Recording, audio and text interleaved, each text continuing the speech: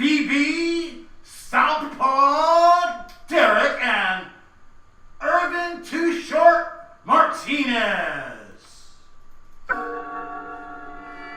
is nothing wrong with your television set. Do not attempt to adjust the picture.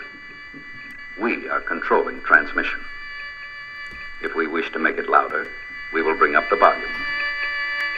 If we wish to make it softer, we will tune it to a whisper. We will control the horizontal. We will control the vertical.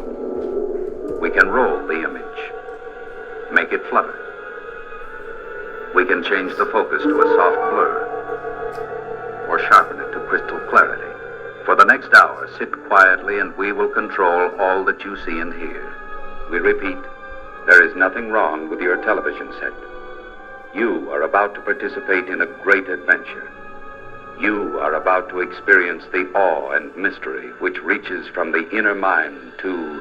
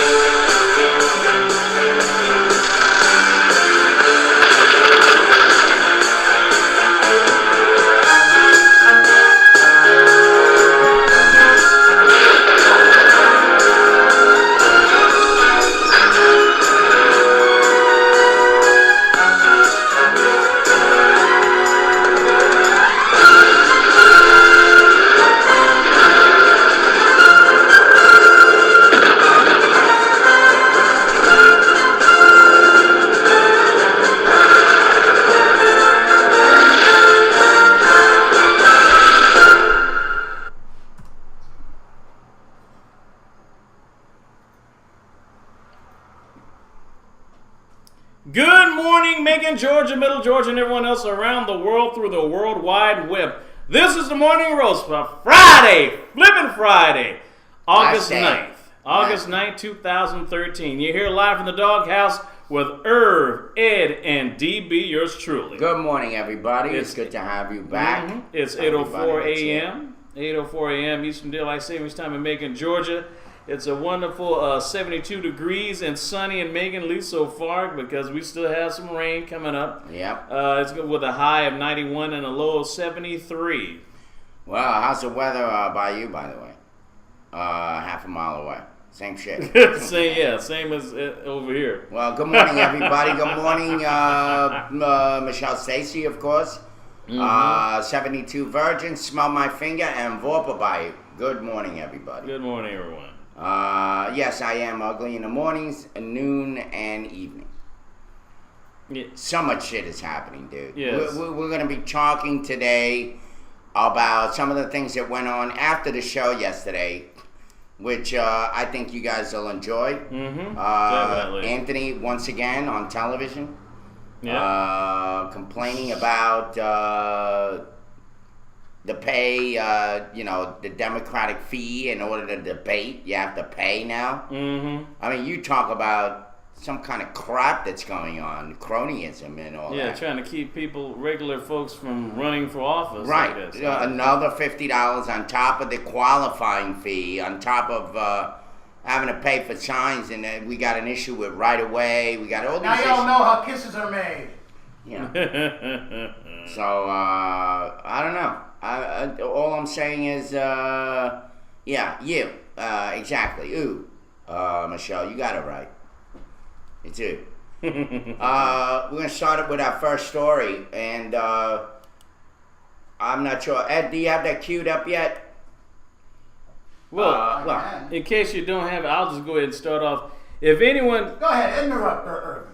well, Go ahead. it's August 9th. That just in case, if you guys happen to be listening to any songs on the radio, whether it's urban contemporary or R&B or any pod radio stations later on today is because today would have been Whitney Houston's 50th birthday. She would have turned 50 years old. She was born on this day in 1963. Karen Black died. Mm-hmm. Karen Black died. Yeah, And Karen Black is dead too, so I guess maybe Karen now Black. they have a connection. Mm-hmm. What kind of wood doesn't float? Deadwood. Natalie wood. Huh.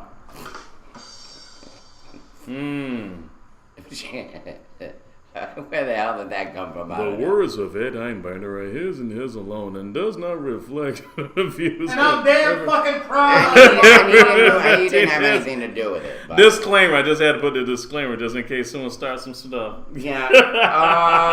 Well, happy birthday or whatever. Happy death day to Karen Black. and Whitney Houston. Happy death day. Today's her Well, birthday. birthday. Karen Black dies. It's kind of creepy, isn't it? Well, yeah. Yeah. Karen Black had her own issues with drugs too, I think. Oh yeah. And she was a guest in the Macon Film Festival, I believe, like 2 years ago, 3 years ago. Okay. Yeah, she was the guest speaker or whatever. So she was here at Very Macon. interesting.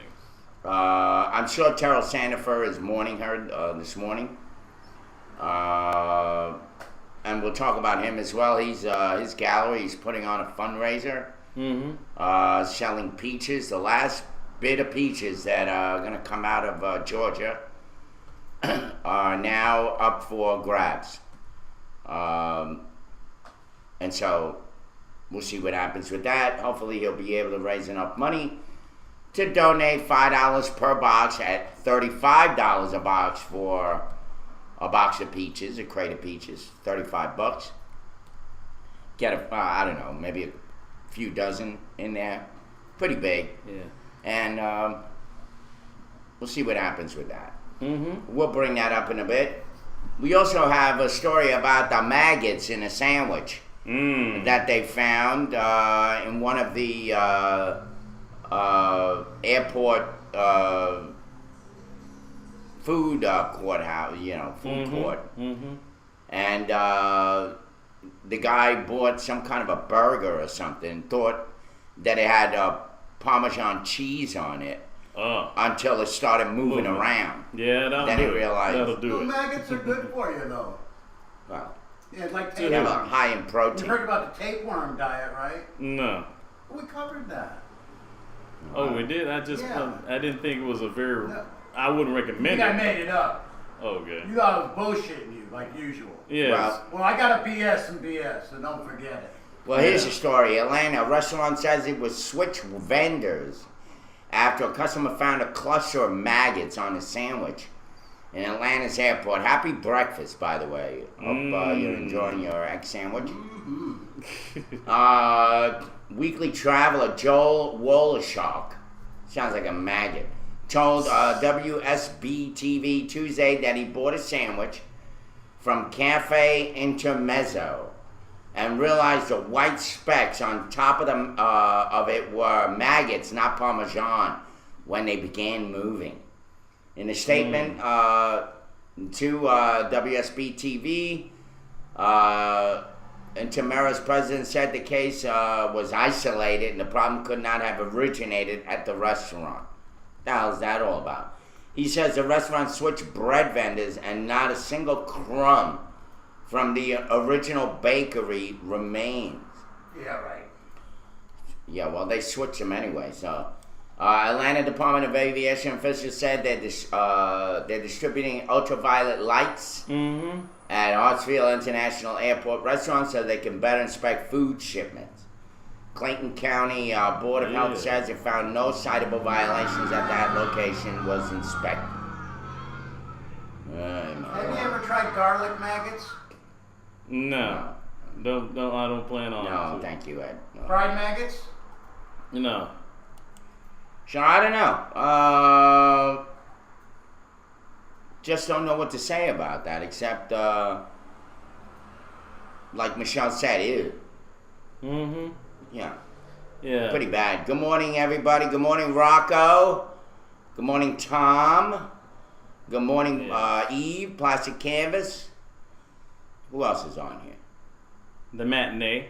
Oh, Good Morning, the matinee. Speaking of matinee movie, I was checking out the link of Karen Black's resume on IMDb.com. Thanks to Ed Einbein. I did remember a couple of movies that they played. I remember she was in Airport 75. That was one of the few movies I did remember in. Right. And as a matter of fact, she was nominated for Academy Award, I think, for Best Actress or Best Supporting Actress in the movie Five Easy Pieces, co-starring Jack Nicholson. Yes, and she was also in the 70s, 1974 version of The Great Gatsby, where she played Myrtle Wilson. And as we know, they did a remake of that earlier this year, starring Leonardo da Vinci, Tobey Maguire, and I think. Well, wait a minute. Wasn't she in that other? I think it was. It was some film where she bought this like a little voodoo doll. Oh yeah, Trilogy of Terror. Of Terror. I have that DVD. I remember Channel 13 used to play that on Saturday afternoon matinee and stuff, especially during Halloween. Boy, yeah, you watch that late at night. You have trouble that's sleeping. bad for a kid to see because then you yeah. start to imagine like Is that Yeah. You'll be you'll be a insomniac just like that. I'll tell you that. If I you're tell a you, kid. and I like the way in yes. the end she's sitting there like on kind of like squatted down, and she's saying, come she by, wasn't- and talking. Her boyfriend was on her way over, and then she's sitting there with her teeth just like The voodoo doll. Yeah, because after she burned him up, the fumes and stuff must have got in her. She got possessed by the by the voodoo little doll. devil. Shit, Derek, you look just like him. Yeah. Dress you up in that garb and spitting image. Anyway, so the great Karen Black, she's never been as famous as she is now. Now that she's dead, and that's usually the case. You notice that? Mm-hmm. People become more famous when they die. Yeah, like artists, like Picasso. Yeah. And like that guy from Glee. Like, I didn't know he existed until he died. You didn't know he existed. Yeah. Who the hell's that guy? Yes. Now, well, some of the the movies that she's won. I mean, certain awards that she was nominated for. Actually, she was nominated for a Grammy for Best Original Score written for a motion picture for the movie Nashville. She was Nashville. That, as you know, there was a song. It was a movie about Nashville that was directed by Robert Altman, who's known for movies like MASH. She won a 1971 Golden Globe for Five Easy Pieces, Best Supporting Actress. She tied for Maureen Stapleton for Airport, and as I said, she was in a movie of one of the sequels of Airport 75. Right. She also won a 1975 Golden Globe for The Great Gatsby for Best Supporting Actress. She also won a Fangoria Chainsaw Award for House of a Thousand Corpses back in 2004, excuse me. And also she was nominated her one Oscar nomination for Best Supporting Actress in the movie Five Easy Pieces, playing opposite Jack Nicholson. Oh, is that right, Rocco? She was your Facebook friend. That's cool. Well, you can't leave her a message anymore. I guess she won't see it. Yeah. Leave her a message. Somebody get it to her. Speaking of which, she did in that movie Trilogy of Terror. She did get a nomination for a TV Land Award for Blockbuster Movie of the Week. Yeah, So- well, it was a good movie. I mean, It was a it's good still one. kind of creepy Yeah, today. it's still creepy to this day. I've seen the remake of it. It's not as good. Not as scary. No, he did. Not Speaking scary. of Facebook, I want to bring the story up because this is about as rancid and as horrible as it gets. Can we get that up, Ed? Do we have anything on that? Yeah, maybe I'll get the video yeah. for it, but you gotta give me a couple seconds. Okay. So you don't want me to start the story yet? No, hold on the story. Okay. All right. So then let's move on to we're gonna talk the story about the Florida husband who killed his wife and posted his shit all that on Facebook. Mm-hmm. But before we go there, we're going to talk about an Athens police sheriff veteran lieutenant who collapsed and died in jail. Mm-hmm. Why he's in jail, I don't know. But all we know is he couldn't handle it. So he just upped and died. Clark County Sheriff's officials say a veteran lieutenant collapsed at a county jail and has died. Wow. In a release, Captain Eric Posen said 50-year-old Lieutenant William Morgan collapsed in the jail's intake area Thursday afternoon and was later pronounced dead at the Athens Regional Medical Center. Authorities are unsure of Morgan's cause of death. The Athens Banner-Herald reports Morgan was promoted to the rank of lieutenant a year ago and is survived by his wife and 2 daughters. Sheriff officials say Morgan worked for the department for 23 years. Doesn't say why he was in that holding cell, but he probably was so depressed that he died of a heart attack. That's what I'm thinking. Yeah. I mean, 23 years down the tube. Everything. Your reputation, everything. And meanwhile, for 23 years, he's been sticking guys in jail, I'm sure. And then he goes to jail and he dies. What's wrong with that picture, Derek? Well, you know me. That sounds fishier than a seafood platter, man. Yes. How many guys did he put in that jail that he wasn't supposed to? I'd like to know what this guy's record was like. We need to know more information on this guy. I mean, it's sad that he died. That's true, Rocco. Yeah, you're right. It does sound like karma. Yes. Yeah, it sounds like karma. You're right. Thank you, Rocco. You're on the roll this year. These cops have a high-stress life. Maybe they do. But you know what? Like I always say, if you can't handle the job, don't take it. If you don't like your job, why do you do it? I don't like when people complain about how much they hate their job. Well, then don't do it, stupid ass. I know times are desperate. I hate my job. No, you love your job. Yeah, that's all I'm saying. If you don't like it, and you're right, Manny, cops don't last long in lockup. They can't handle it. They like to throw you in jail to make you suffer like that scumbag did to me. But meanwhile, I'm so glad that they're now all either getting fired or they're getting removed. The Smankin Police Department really sucks. I even told that yesterday. I ran into Nikki Randall. You know who she is. Yes. She's what is her position again? Daughter of yeah, he's got a daughter though. Yeah, but she's also one of the she's councilwoman or whatever. She's the one that kind of co-wrote our consolidation. Right. Yes. Ran into her yesterday. And we talked a little bit about, what's going on with the candidates. And, I mentioned the police department. She says, yeah, I'm glad that they're, going to be out. Things should be different. But we also talked about some of the candidates, how lame they are. Right. And how ridiculous they are for even running. It's called cronyism. Yes. You have an issue now with this guy, Gibson. For those of you who've been with us for a while, Al Tillman, we've had him on here quite a few times. He's not running. We went to see him at his campaign office. Which one do you want first, the debate one or the Facebook one?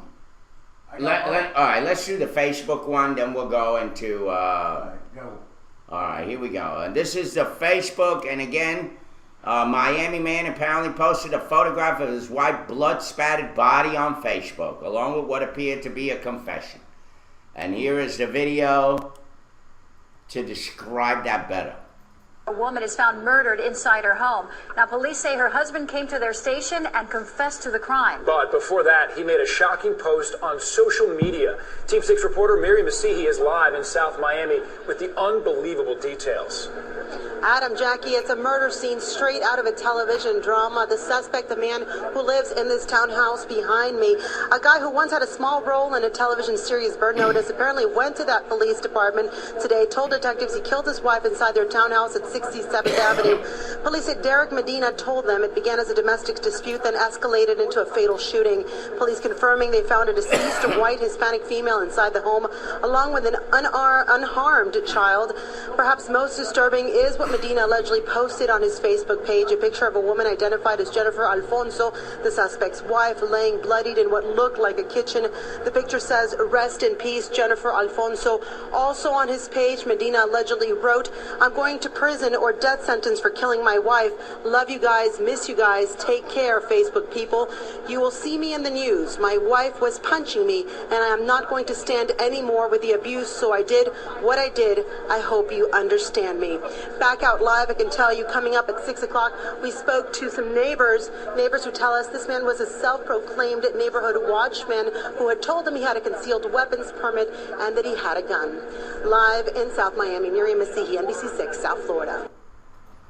Wow. There she is. There you go. Mm-hmm. There he is. He does look like Nick a little bit. Yeah, he does look crazy. Stupid. She's so pretty, too. Goodbye. Yeah. It's very sad. All Very, this shit very happening- All sad. this shit's happening in Florida. That's why Florida sucked. Yes. I hate that state. Wow. Yeah. Yeah, where was Timmy? You're right. Where was he? Couldn't save her. Actually, he looks like Zimmerman, doesn't he? Another murderer.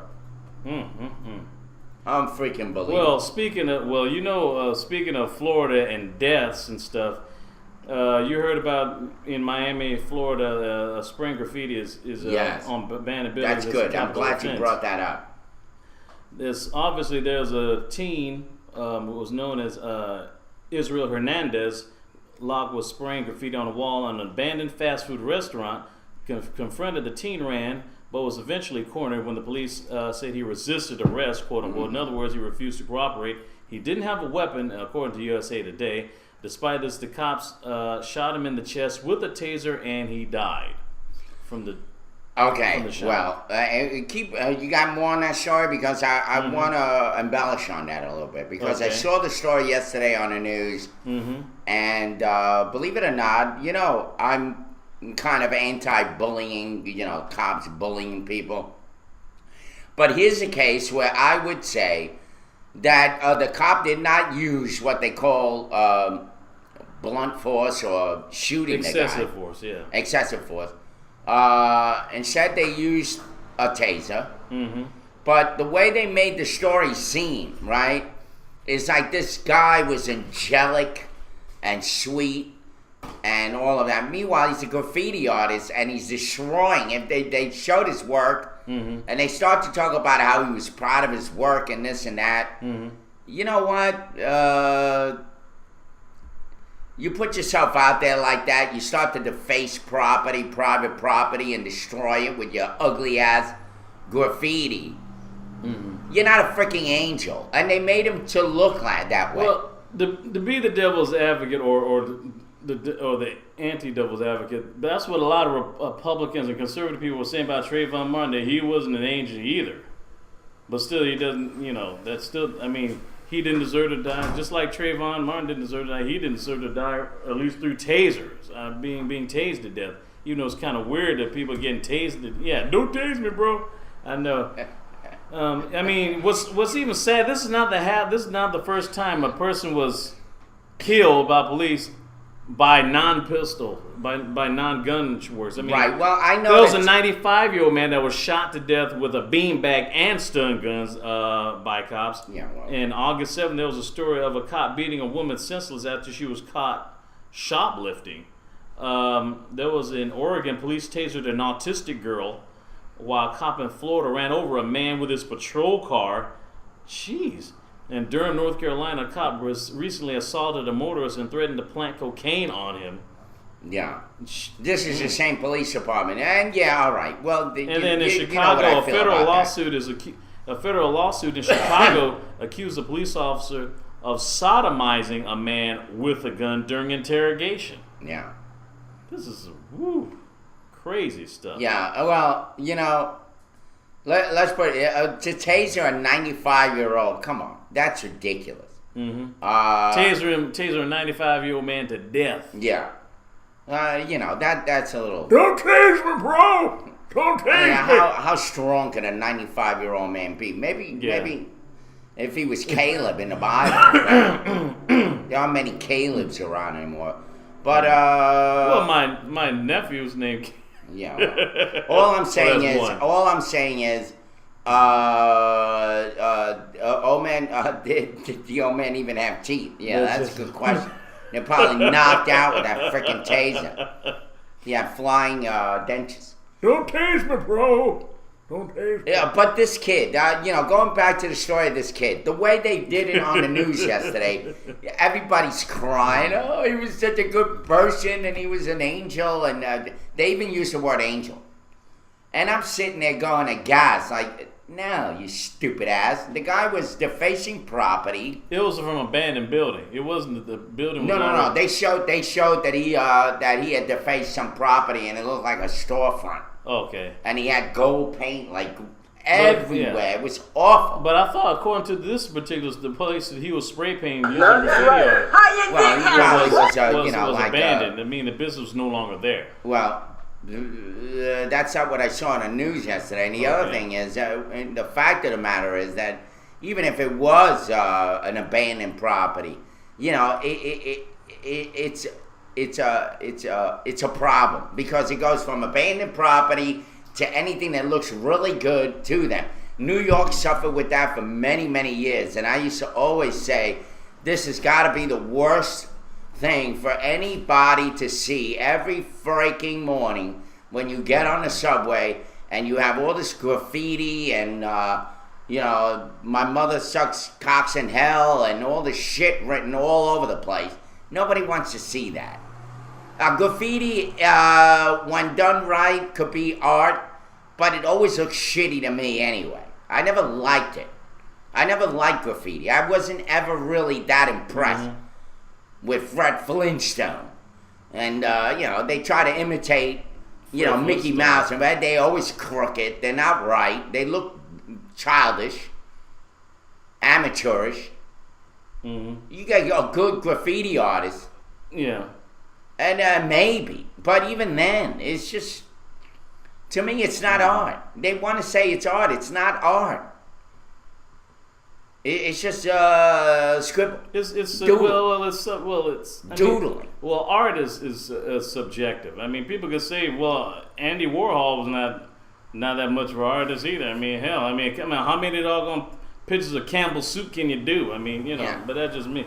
I love Campbell's soup. I just don't want to see no freaking painting. Yeah, I can't determine what art is. No, you're right. But my brother's an artist. My brother Edward Manpo, who's on here occasionally, he's an artist.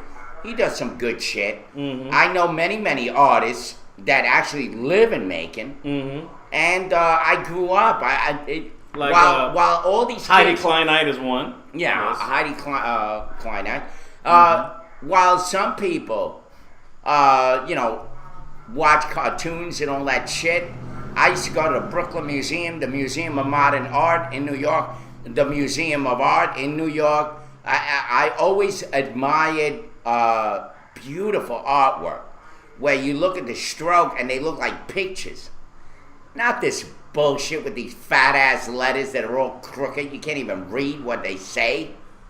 And then they stick Fred Flintstone in there and all these cartoon characters. All this amateurish shit. And then they do it across houses and windows, and it's ridiculous. It's defacing. It's disgraceful. Rocco says people thought Picasso stuff sucked. Man. Exactly. Give you a Picasso. Yeah, Michelle says, I would rather see graffiti than most Picasso shit that makes no sense. Yeah, because Picasso used that form of cubism, which is basically influenced by certain African artists from their, a lot of African artists from the motherland, from the continent, use that type of art form, cubism. I mean, I don't think it has nothing to do with Cuba. I think it's cubism as in, like, I guess, a cubist form. Like a Rubik's Cube. Yeah. Oh, okay. Well, not like a Rubik's Cube. I mean... You're right, Rocco. Art is in the eye of the beholder. That's true. But, they always say beauty's in the eye of the beholder. but uglies to the bone. Yeah. Or something Yeah, like beauty's only skin deep, but uglies to the whatever. bone. Yeah. That shit is ugly. And by the way, Manny, you said you saw an artist do brick wall, looked just like an office building, windows, people in the windows. It was awesome. Okay, you see, that's different. Mm-hmm. That's different. I like murals on the side of buildings. They look great. Some of them. Yeah. The one that Heidi did on one of the buildings down the road. Mm-hmm. Mm-hmm. That's a great mural. But I'm talking about graffiti artists who come in and write slug. And remember Slug? They arrested that stupid ass. Yeah. Writing slug everywhere on people's cars and everything. I bet you Slug was probably watching that movie Beat Street and saw this guy named Spit, who every time he was like doing graffiti and stuff, he always wrote the name Spit on it. You know. Yeah. You know. Well, I had, believe it or not, in my days many years ago, there was this young man that we had converted into a Christian, and he became a Christian. And what I didn't know, he was the infamous Casper in New York. Yeah. Very, very famous graffiti artist. And one of the things that he had to do was not do it again. And of course, he stopped coming to church because he said, no, I'm going to continue to do my work. But meanwhile, this kid looked like Gandhi. I mean, he was, little glasses and... No, actually, he looked like Radar. From MASH. From MASH. And infamous, famous graffiti artists all across New York. He must have tagged, I don't know how many buildings and subway cars. Very, very famous graffiti artist. He started an underground magazine called, of all things, Graffiti. Yeah. Graffiti magazine. And, the kid was pretty famous. Mm-hmm. What was his slogan? Is like a big bobblehead, like Casper the Friendly Ghost, with two eyes. This is just a big line like this with two big eyes. That was his claim to fame. That was his tag. His tag name. Yeah, because, see, that's how, people didn't have time to, like, say their whole name, because... Yeah. Because as you say, graffiti art is basically legally vandalism. So good morning, ATT. They couldn't write their whole name like Picasso and put on the end. They just had to just put a little tag name, or a symbol or something. Like Coca-Cola, you see, like McDonald's, you see the golden arches. That's what they tag. Actually, you're absolutely right, Manny. I have a tattoo right here from one graffiti artist called Scene. He was also another New York artist. Graffiti artists. So it's not like I hate their guts, but I don't think that that line of work is art. And yet, even this tattoo that I have is probably the worst freaking tattoo I got. And it was done by a graffiti artist named Scene, S-E-E-N. That's what he was famous for. So you're absolutely right. Graffiti artists they turn into tattoo art. Yeah.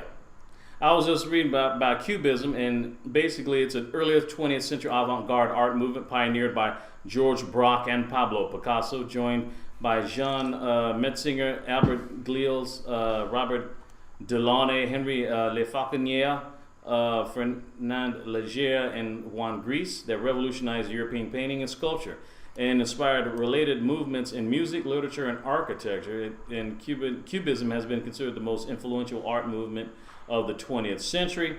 It began between 1907 and 1911. Pablo Picasso's painting Les Demoiselles d'Avignon has been considered a proto-Cubist work. Yeah. And basically, around 1906, Picasso met Matisse through Gertrude Stein at a time when both artists had recently acquired an interest in Primitivism, Iberian sculpture, ancient Spanish sculpture, and African art and African tribal masks.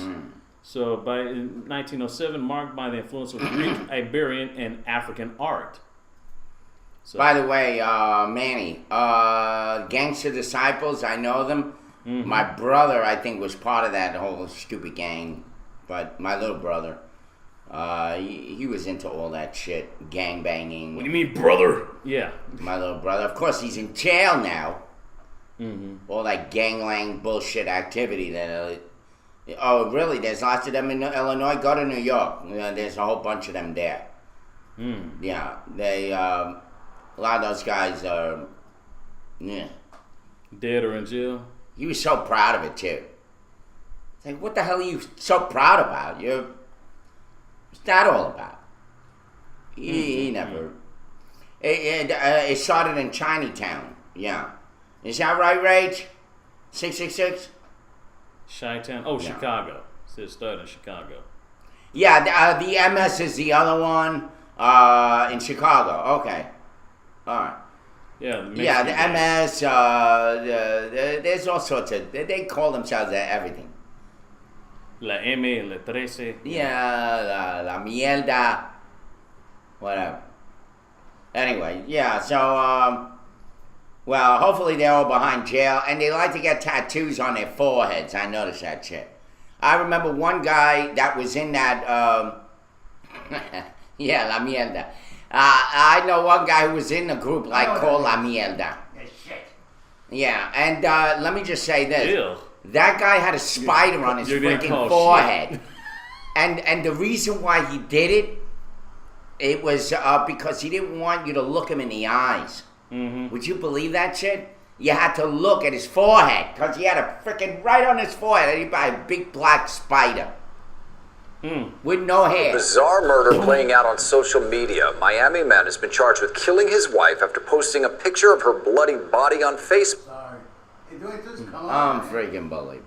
I hate, you know what? That's one thing that really pisses me off. Like MAZ, when you go to one of their sites, and they got that friggin' ad comes on, it's like full fucking blast. Yeah. You know, like pull your speakers out. Supposed to be against the law. from Jeff Smith Automotive. Yeah. We got a deal for you. Well, anyway, let me see. ATT, I never understood why people tattoo their face. I know. I mean, that's got to be the most horrible thing that you can do to yourself. Oh, yeah. You can't get that shit off. Or any other place in your body unless you get a laser removed. Exactly. And then that mean- leaves you all scarred up. Yeah, I mean, There's no real look. removal. I mean, what about like Mike Tyson's face tattoo that he had on the That side? was the worst. I mean, he was ugly to begin with, but that just made him look treacherous. Yeah. I don't know why he did that. See, that's why I kind of like. Maybe this is just me. That's why I'm really not that into women that's all tattooed up, because I've yet to see a tattoo that actually enhanced a person's look. Because I mean, if you're a beautiful woman, you really don't need a tattoo at all. They ruined the beautiful skin that they got. I know it doesn't enhance your beauty. All it does is just give attention to that tattoo. It doesn't make you any cuter. And you look You know. skanky. Yeah. I don't even care if it's a little butterfly on your butt. Don't put anything on your body. Yeah. It's not gonna like the guy's gonna be banging you and looking at the Ooh, tattoo and go, butterfly. oh yeah, that makes me so excited. No, it doesn't. Please. Yeah. Okay. Yeah. Speaking of other, Wow. well, as you know, we were talking about. I think Eve had a link about earlier. Plastic Canvas was talking about what was the cancer that Karen Black died from. She died of ampullary cancer. Those who wanted to know, what did she die of? She died of ampullary cancer. It's a cancer that arises from the ampulla vater. What the hell is that? It's a nipple-like projection into the duodenum, the first part of somewhere in the intestine, in which the pancreatic and bile ducts open. So she did say she went to remission after she had a third of her pancreas removed. So I guess it was somewhere near the pancreas and intestine. Yeah, well, that's But- a wretched death. I have a friend who died of pancreatic cancer. It's terrible. Yes. They're gone like this. Yeah. So I think that's probably what happened. She had I guess she had a relapse of it sometime last year. Is that right? They're talking about tattoos. Oh no, but Rocco's I saying. seen a guy on Cops last night with tattoos on his eyelids. Yeah, I saw that. Yeah, he saw It when he said closes his hard eyes. times. When he closes his eyes, they look like they're It open. said hard times. That's Well, yeah, they busted him on a bunch of coke, so he's gonna serve some hard time. now. Rocco says Obviously. it's soft tissue cancer, almost always fatal. Plastic Canvas says it affects the bowel bile ducts. Yeah, ATT says cancer sucks. it sure does. Wow, you know, it's very sad. Very sad. People dying of cancer. Even though they say they found a cure for it, yeah, right. For certain cancers. Certain. They haven't found a cure for all of them. Yeah. Unfortunately, no. I mean, people still dying from smoke, lung cancer, and bone cancer. By the way, Leukemia. ATT put out a little joke here. Let me see if I can find it now that the ship moved up. He said something like, Why do women get tramp stamp tattoos? yeah. Answer: so men have a place to hide their beer. Do we have a laughing track for that? Anyway, enough of cancer. This is trying to get to me. We need to cut this off like a cancer. That's better. Anyway, we talked about the sheriff who died or in jail because he couldn't handle it. We talked about the Facebook guy that posted on Facebook that he killed his wife. We talked about the man finding maggots in his sandwich while at the airport. We're now going to be talking about... Ed, do we have that queued up? Which one do you have queued up? That's easy for you to get to. And the one with Anthony or the one with Al Tillman? So I got them put together. Oh, you got them both put together. Okay, we're gonna double down on this. We got two issues coming up. One, Al Tillman, the guy that's been on the show quite a few times. Right. He was also the director of the NAACP for Macon, Georgia, or Middle Georgia. He's now running for District 8, I believe. Right.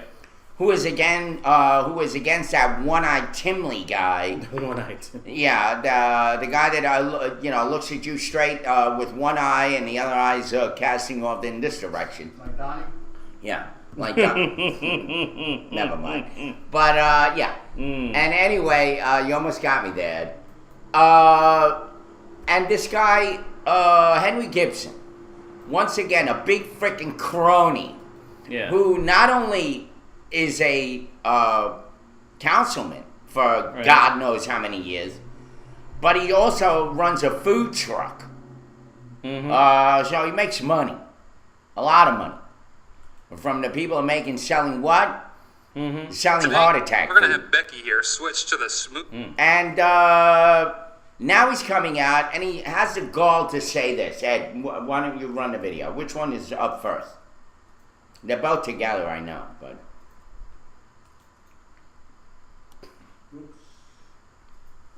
Then we have the issue. What? You got it?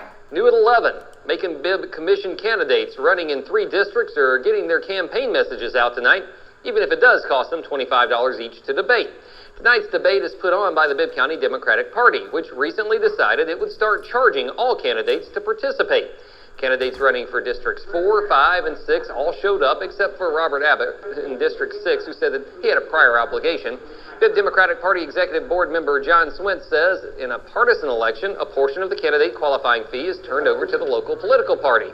With nonpartisan elections taking place now, the party didn't get any money, so Swint says that they decided to charge candidates a debate fee to make up the difference. Mayoral write-in candidate Anthony Harris says it's not fair. We could just as easily be having a fish fry or car wash or whatever. This is just a way to put money in the treasury. That's all. If a person's willing to step forward, try to do something good for the city, and work for the people, they shouldn't have to pay for it. Swint says that he didn't know of any other candidates that had a problem with the fee, even though it was reported that mayoral candidate Joe Allen would not debate because of that fee. Harris also said that he would instead be outside City Hall during the debate, handing out literature. Also at the debate tonight was Macon City Councilman Henry Gibson. He filed a complaint against District 9 candidate Al Tillman, who just kicked off his campaign earlier tonight. Gibson says Tillman lives in District 8 but rented an apartment in District 9 so he could run in a smaller field of candidates. Gibson says if Tillman is allowed to run, then he says maybe he should be allowed to rent an apartment in another district and allowed to qualify himself. If it's a way for me to stay in it, I'd like to join Al Tillman and find me rent me an apartment somewhere. But let me do that. Give me time. Open me back up and let me go and qualify.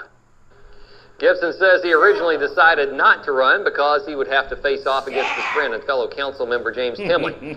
An hour ago, Al Tillman told WGXA, quote, "We will respond to the Board of Elections at the proper time. We're not going to play dirty politics, and this complaint is a distraction to slow down our supporters and our momentum," end quote. All right. Now, Anthony needs to wear the Emmett Barnes jacket. No. Anthony had a shirt, remove Rickett, fire something shirt on, which everybody thought was hysterical that he showed up with that. But here's the point. All right. Now, somebody said that if you cannot afford $25 to pay for public office, you should not run. Okay. You see, just like a lot of the brown noses here, that sounds like you're brown nosing. With all due respect, ATT. Why the hell would you, not being in a nonpartisan election, and the Democratic Party is now going to charge you money? What do you think they're going to do with that money?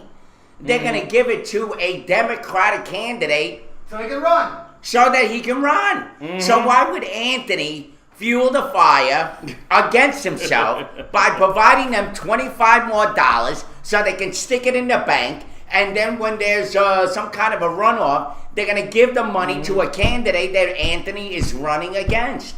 It is ludicrous. And the Democratic Party figures that they would do this shit.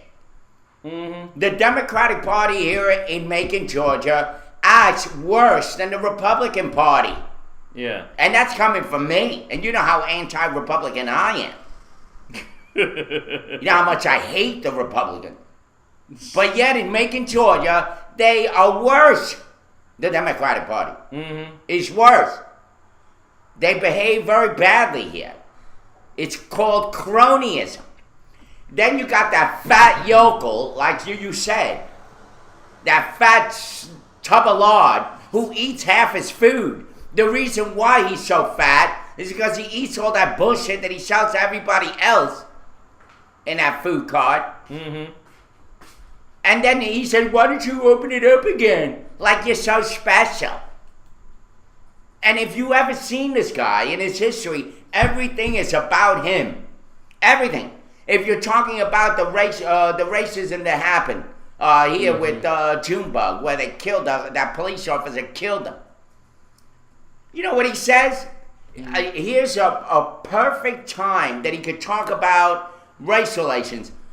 And the first thing that comes out of his mouth after the GBI report came out, he says, "Well, they should have asked me. I've been on the force for 25 years, and I would have given them some advice." Who the frick is talking about you, you stupid ass? Why is it all about you? Why are you so special? Mr. Gibson, you're not that special. Maybe you're special to your grandkids. Well, and the people that you poison with your food. He's a former police captain. Yeah. When they were all hungry and all wired up with liquor. And they got a drink. And they gotta get drunk, and then of course they gotta down it with some junk food, so that they can get in the car and drive. That's all you're good for. Serving all these drunks coming out of the bars, they're all vomiting their freaking liquor, so they have to shove some food down their throat. So what do they get? They get your cheese fries and your hot dogs, and what else does he sell? Junk food. Yeah. Yeah. That's why I go to jail a lot. Of course. People can't stand the truth. They can't handle the truth. You know what? When you give them the truth, they die in jail like that sheriff. They can't handle it. They can't handle it. Yeah. That's the problem. You know why? Because they're a bunch of liars, and they try to, for many years here in Macon, Georgia, they have lied to the public. They have deceived the public. They have, racism rampant. Everybody's in freaking denial. Oh, I'm not a racist. Look at my black friend over here. Yeah, the only one guy that you know. My best friend is black. Yeah. Yeah. So are my socks. What does that got to do with Yeah, it? exactly. It's bullshit. Oh, man. Yeah. Don't let Michelle states, don't let Earth see you hungry. Yeah, exactly.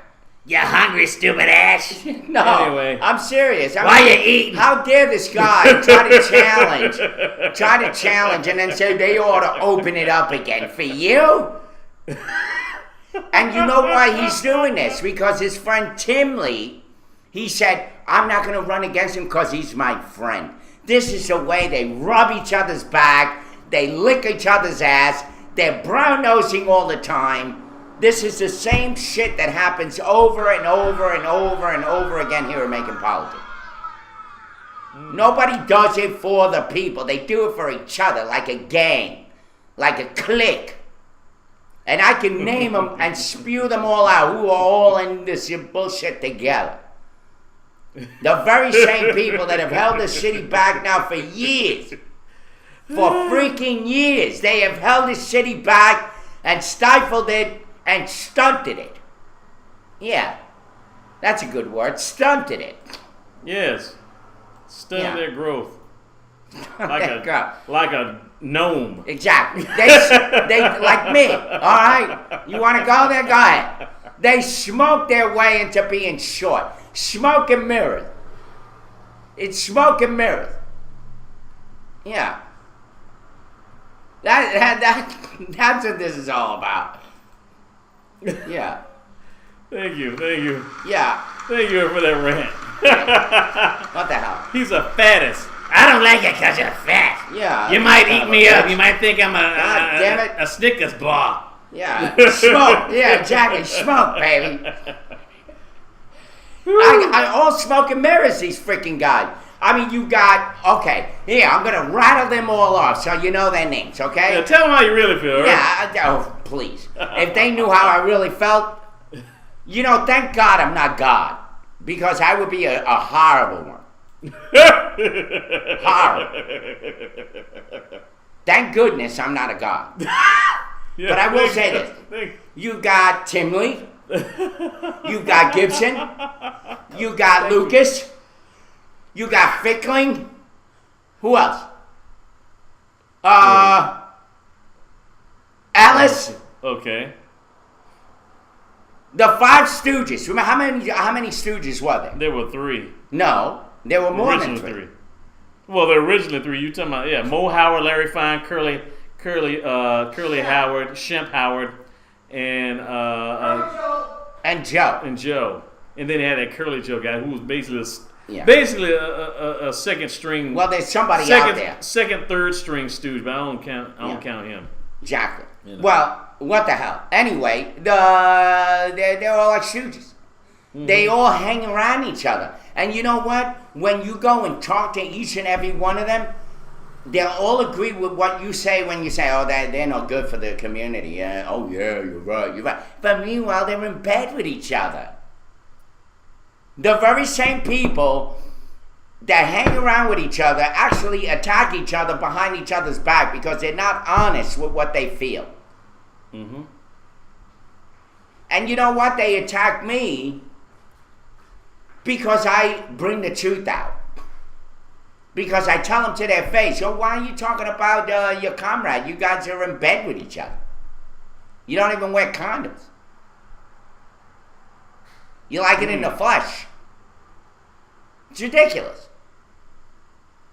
This city, I'm telling you, this is why Macon, Georgia is where it's at. Then you got the mayor. Now, meanwhile, you got like Lucas and all these people hate the mayor, but then they work with the mayor, they take pictures with the mayor, they shake the mayor's hand, they congratulate him, they're at his freaking parties. You don't know who likes anybody anymore. Mm-hmm. You don't know who's in bed with who. Figuratively speaking, of course. No, politically speaking. Literally. No, I'm serious. They're just wretched. It's like a cesspool. They're like maggots in a sandwich. You think they're Parmesan cheese when in fact They're maggots. Mm. Terrible. Tasty maggots. Hey. Make it, All right, I got it all out. All right, Well, at least for now. Thank goodness, yeah. Yeah. Tell me they like the Hey, 5 Stooges, 3 Stooges, they were all in bed the hell? together. Yeah, thank you for ruining my childhood, Irving. What the hell? I don't care who's here from Macon, Georgia. And if you're from here and local politics, you know that at least 80% of what I said is true. Maybe 20% I'm a little off. Yeah, I sent that story to you. About the priest, the lady had the car crash. Yes. Yes.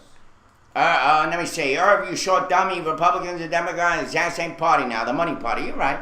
I agree. Speaking of some priests, an angel priest visits a Missouri accident scene. This is a national news. Just a little switch over. We're giving probably some more local stuff later in the next hour. It says emergency workers. This is from USA Today. Emergency workers and community members in eastern Missouri are not sure what to make of a mystery priest who showed up at a critical accident scene early Sunday morning earlier this week, whose prayers seemed to change life-threatening events for the positive. Even odder, the black guard priest does not appear in any of the near 70 photos of the scene of the accident in which a 19-year-old girl almost died. No one knows the priest, and he vanished without a word, said Raymond Reed, fire chief of New London, Missouri. Reed said, I think it's a miracle. I would say it was an angel that was sent to us in the form of a priest, or a priest that became our angel. I don't know. Either way, I'm good at it. Good with it, he says. Carla Churchill Lentz, mother of the teen who was critically injured, said emergency workers have told her there was no way her daughter should have lived inside such a mangled car. The priest, she says, I do believe he certainly could have been an angel dressed in the priest's attire because the Bible tells there are angels among us. The scene unfolded one Sunday morning when Katie Lentz, a sophomore at Tulane University, was driving in from her parents' home in Quincy, Illinois, to Jefferson City, Missouri, where she had had a summer internship and planned to attend church with friends. The Mercedes she was driving collided with another vehicle on a highway near Center, Missouri. The accident crushed Lentz's vehicle into a ball of sheet metal that lay on the driver's side. Wow. Crushed it into a ball.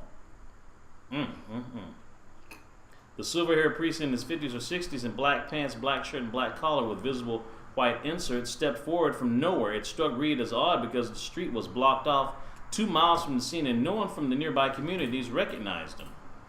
Now that's a wing dang doodle. Yeah, well, why are they calling him an angel? What the hell is this? People just throw these terms out like angel.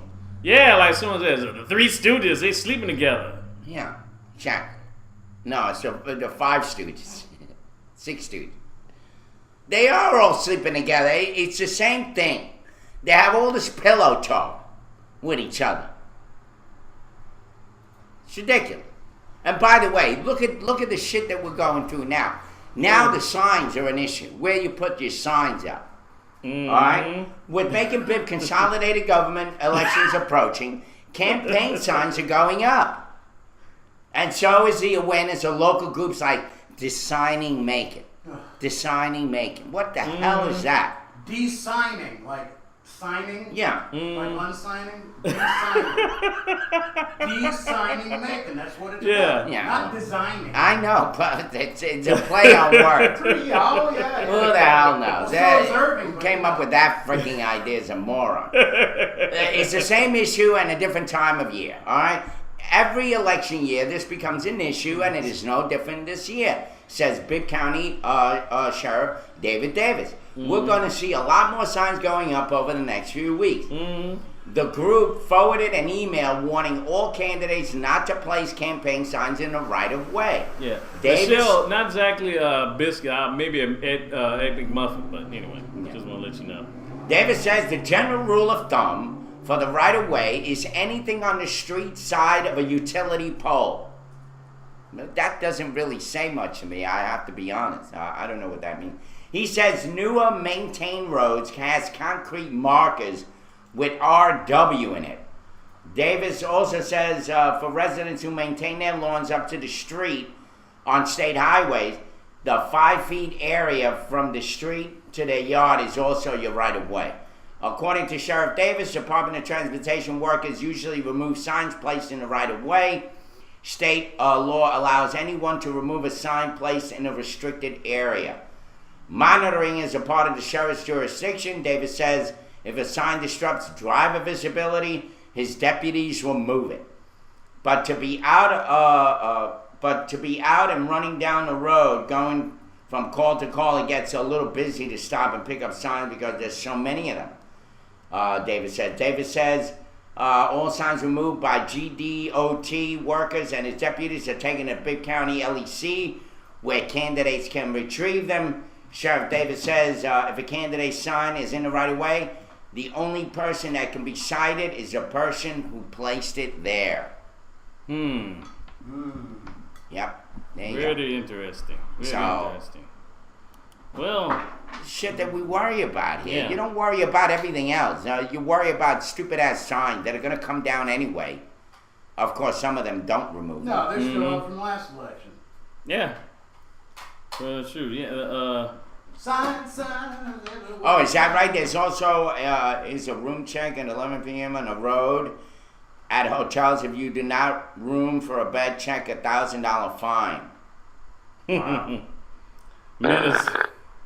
Wow, Minnesota. Oh, look at that. Look at the time. It's been a good morning so far. Yeah, it has been. It's going on 9:03 a.m. Eastern Daylight Savings Time.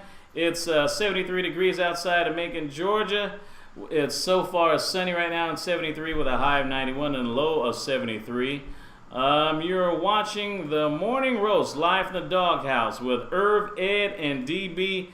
Minutes in, you may have to want to wait to hear the Jerry Lewis impression of Irv or myself. I like that. But Minutes, don't worry about it. But until then, we'll be right back. Yeah. Don't go away. Don't touch that remote or don't that be mouse. a menace. Did I do that? Anyway. That's fine. My name's Trooper Farrell from Howard, sir. Please put in contact as I watched both of you throw cigarettes out on two separate occasions. I watched the cigarette go off the passenger side, and then a couple miles down the road, you threw a cigarette out. Is there a reason you guys are throwing cigarettes out on the road? No. Okay. I don't remember doing it. To be honest with you, I don't. Are you both smoking in the car? Alright. What's going to happen is you're both going to receive a citation for throwing trash out on the highway. People got to pick that trash up, and it's really unsafe to have to do that on the highway. I understand.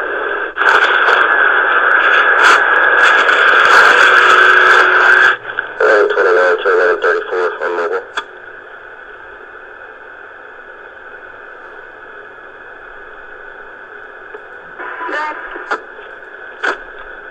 If you're 10-8, I might use your hat to search a couple of females. Hey, Mom, where you at? Alright, Angel, you got that with me?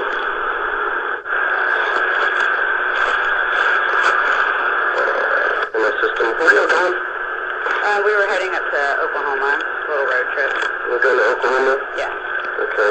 Just up on a hill. Do you have a family up there, or what's the reason for we're going to Oklahoma? go to the casino. Oh, we're going to the casino. Okay. How much marijuana is in that car? And don't lie to me. I don't smoke marijuana. Okay, how much marijuana is in that car? That's I my swear to question. God, I don't smoke marijuana. I'm not asking you if you smoke it. I don't think there's any marijuana in the car. Okay, when's the last time somebody smoked marijuana in that car? Honestly, I don't know. It's my boyfriend's car, so I just borrowed it. Well, there's already marijuana coming from the car, and that's why I got to talk to you further about it. Okay. And the more honest and upfront with me you are, the better it's going to go for you. So you're telling me that there's no marijuana in that car? To the best of my knowledge, no, there's not. Okay. Is there anything hidden on your person? On my person? On your person? In your shoes? In your underwear? Anything like that? No. Alright. It's like I'm being treated like a criminal right now. It's so not. I got a few minutes up the road. She's going to come down here. We're just going to check a little bit more. Okay. Hey, ma'am. Hey, what's up? Thanks. They're both acting real weird. Okay, which one do you want me to start with? Do you have a particular one that you just... The driver is who I'm more skeptical of. This is going to be the one with the white t-shirt right here. That's the aunt. There may be a dime something there or something, but I'm still going to search it. Okay, I'm going to use your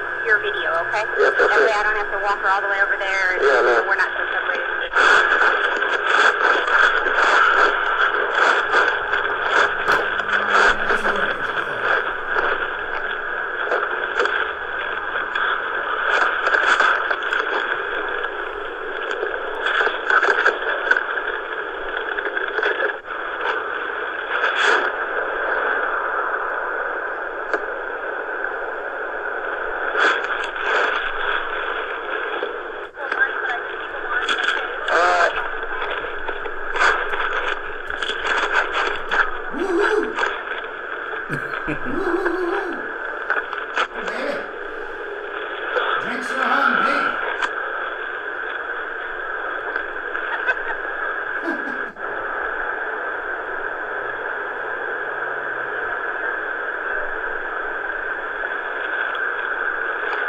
Angel, come on real quick. What are these two pills here?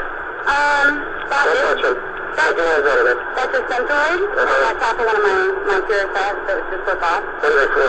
Centroid is for my thyroid. I take that daily, 16, and Purostat, there's a bottle in there. It's for migraine. Okay, I'm going back over there. Check in the crack for the crack.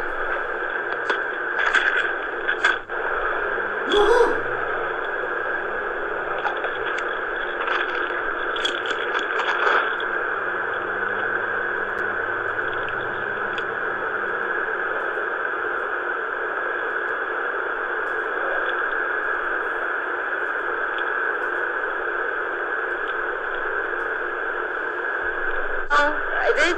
This has been an eye-opening experience for me, okay?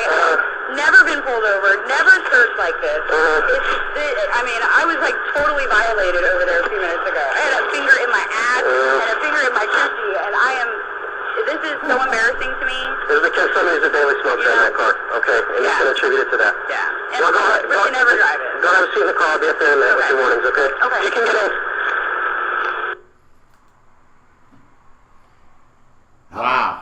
Wow. That. Now that was I don't even know what to definitely- say about that. That was How definitely come that revealing. cop? She's only touching her titties, her rear end, and her bush, whatever. Well, some of them don't have bushes. What the hell happened to everywhere else? I mean, Well, they that- had that's- shorts on and all that. I Yeah, can they understand. basically had to get a female police officer to do that because if there would she's have been probably a male, a lesbian. That's what I was thinking. Like that good thing.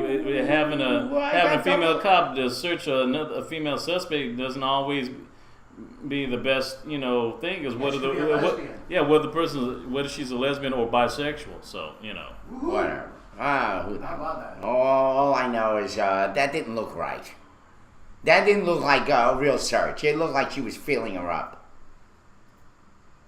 Well, Getting all in her titties and her rear end, and it's awful.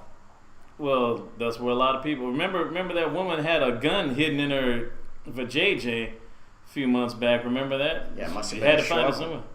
somewhere. Yeah. Well, you never know. Anyway, We'll see. Like I said, a lot of people have a hard time seeing women as suspects, or let alone felons. So Speaking of felons, before I get into that, it's 9:10 a.m. Eastern Daylight Savings Time. It's 73 degrees outside of Macon, Georgia, with a high of 91, a low of 73, with a chance of thunderstorms and showers. You're watching the Morning Roast into the second hour of the Morning Roast live from the Doghouse with Irv, Ed, and yours truly, DB here. How about that for a running team? Wiener holder. Yeah, wiener holder. It's not exactly a boo, but it's just kind of nasty. yeah, that's right, Ed. I should have that tattooed. Never underestimate the power of a short person. Yeah. Yeah, baby. Well, it makes me exhausted. No, you're right. How your dick hanging? But then again, though, we should have saw this coming. No pun intended. Yeah. I mean, come on. I mean, wiener holder. I wouldn't be surprised. I mean, heck, we had 8 years ago. We had a president, Bush and Cheney. I mean, we had one president named Bush and a vice president named Dick. I mean, hell, and we got screwed for 8 years. What do you expect? I'm just saying. Yeah, we They know. need to pull Wiener out. We know. I can't believe that this guy Wiener is still running. Mm-hmm. I mean, who the hell wants a sexter, whatever they call him now? Sexter, whatever. Sexting. Yeah. Who wants that? I mean, this guy is proud, obviously, of his wiener. He obviously has issues. He even said it. Since he was a kid, he was always made fun of because of his wiener. Yeah. His name. And of course, that is like subliminal torture, I guess. He didn't do anything but think about his freaking wiener. I can only imagine how many times this guy masturbated throughout his life before he got that ugly wife that he had. Yeah, she's ugly. She ain't nothing to look at. Mm-hmm. He's sex starved. How the hell is he going to run New York? Mm-hmm. How is he able to even...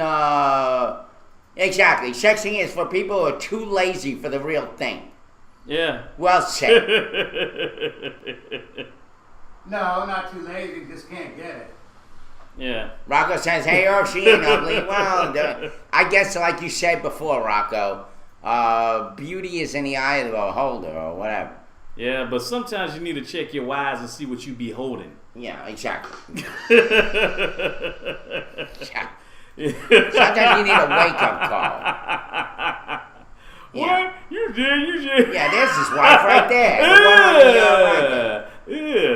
That's kind of, ew. That's nasty. Damn. Woo! Anyway, what the hell? What else is in the news, Derek? What else we got? We got so much shit. I got something blast from the past. This is what... It's something that I thought a name I never thought I'd hear in like 20 years, over 20 years ago. Last week, 10 checks totaling $3,764.61 were delivered to ex-prosecutor Stephen Pagones, the first payments Tawana Brawley has made since a court determined in 1998 that she defamed him for her vicious hoax back in 1987. So she just has $431,000 to go. So pay up. That Tawana Brawley is what gave the claim to fame to Al Sharpton. Yes. And Alton Maddox and Mason. It was Mason, Maddox, and Sharpton. Yes. A Virginia court this year ordered them. Look at that face. Looks like a bulldog. Who? Let me see. Ooh. That's her now? Boy, she got fat. She was skinny. Yeah, well, because she was a teenager back in 1987. Yeah. That was 25, 26 years ago. Yes. Yeah, there's Al Sharpton when he looked like fat. A fat James Brown. Yeah, fat James Brown. There's James Brown. Yes. Well, I remember that vividly because yes, I had just gotten the cafeteria at Meg Evers College in Brooklyn. I had just won the contract with that, and that was a big stink at that time. And one of my partners hated Al Sharpton and Maddox and Mason. Yeah. And we used to call them, believe it or not, the Three Stooges. Yeah. What's ironic? No one doesn't talk about it, but even Bill Cosby at one time was asking for the suspect, the alleged suspects who violated Tawana Brawley. I mean, all throughout the late '80s, people talked about the royal baby. Yeah, the royal baby. Yeah. Here's the royal baby. I mean, people still talk. I mean, people talked about it for like 2, 3, several years later. Even in Do the Right Thing, there's a part in Do the Right Thing where Spike Lee's walking past a brick wall and it says Tawana told the truth. She didn't tell the truth. She was a freaking. Now she's a fat liar. At the time, she was a skinny liar. Yeah, I will figure that out now. She set all that shit up. But in 1989, when they filmed that movie came out, people still believed her. And the thing is, a Virginia court this year ordered the money garnished from 6 months of Brawley's wages as a nurse there. Yeah. Says she still owes Pagones $431,000 in damages, and she remains defiantly unapologetic. Says it's a long time coming, says Pagones, who's age 52 now, who to this day is more interested in extracting a confession from Brawley than cash. He says, every week she'll think of me, he told the Post, and every week she can think about how she has a way out. She can simply tell the truth. Says Brawley's advisors in the infamous race-baiting case, Reverend Al Sharpton and attorneys C. Vernon Mason and Alton Maddox, have already paid or are paying their defamation debt. But Brawley, age 41, she's now 41 now, has eluded punishment. She's now forced to pay Pagones $627 each month, possibly for the rest of her life. Under Virginia law, she can garnish the wage garnishment every 6 months. And Pagones' attorney, Gary Bolling, says, finally she's paying something. Symbolically, I think it's very important. You can't do this stuff without consequences. Pagonis filed a garnishment with the Circuit Court in Surrey County, Virginia, in January this year, a few weeks after the Post tracked down Brawley in Tiny Hopewell, Virginia.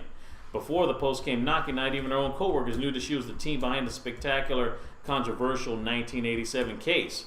Employing aliases including Tawana Thompson and Tawana Gutierrez, she leads a relatively normal life, but by all appearances, residing in a neat brick apartment complex and working as a licensed practical nurse at the Laurels of Bon Air in Richmond.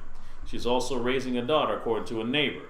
Brawley was spotted one morning emerging from her house with a young girl and a man dressed in hospital scrubs. Her current life is a far cry from the one she fled in upstate Rappingers Falls, New York. And she was 15 years old when this controversial case had happened. Yep. Well, no. Tawana Brawley did not tell the truth. Yes, Anthony, we showed the video of you this morning, and people were complaining that you shouldn't wear that white shirt, that you should wear a collar shirt, blah, blah, blah, blah, blah, blah, too blah. albino. Yeah. Yeah, they said you look too albino.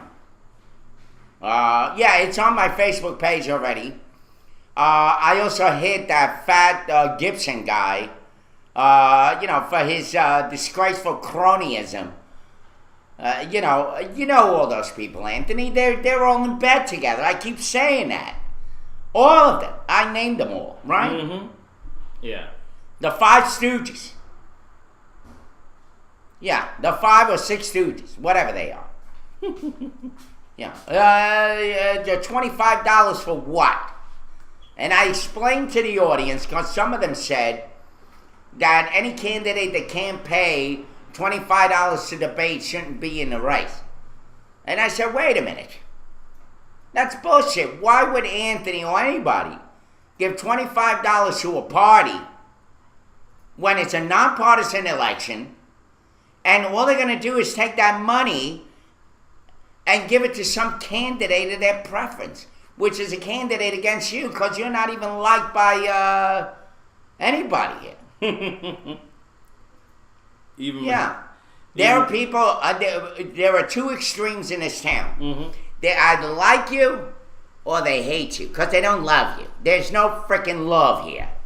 No love. Love is bullshit here. They don't even know what the word means. They love cake. Yeah, they love music. Let them eat cake. They love they love everything that's inanimate. Yeah. Inanimate. I love my lighter. I love my matches. I love my cigarettes. I love my cake. Oh, I don't love you. I like you. I love chocolate. There you have it. Who doesn't like chocolate? People use the word love, and they don't even know what the hell they're saying, because love is not for an inanimate object. You like something. You love a person. You love Derek. You love Aunt. You love Ed. Yeah, Michelle Stacy said to you, Aunt, whatever you do, don't get fat while in office. So that's what she said. So, yeah, well, I'm going to be arrested for what? For speaking my mind? You know what? I have a better shot of getting shot. Medicine, I like turtles. Yeah. We don't live in some communist country where you can't speak out. That's a problem. And either way, I have Anthony. He'll be my lawyer. You couldn't find a better frickin' lawyer. Medicine, he doesn't even have a bar license. According to the case to the court that they had back during the 90s, Tawana didn't tell the truth. According to the case, that she was in back during the late 80s and the early 90s, it wasn't. She was found liable, I think. What? Well, I'll just read what Menace Zen said. Oh, Menace Zen. Well, he also said he likes turtles. Yeah, well, turtles are cool. I bet he was a Ninja Turtles fan. I couldn't stand that.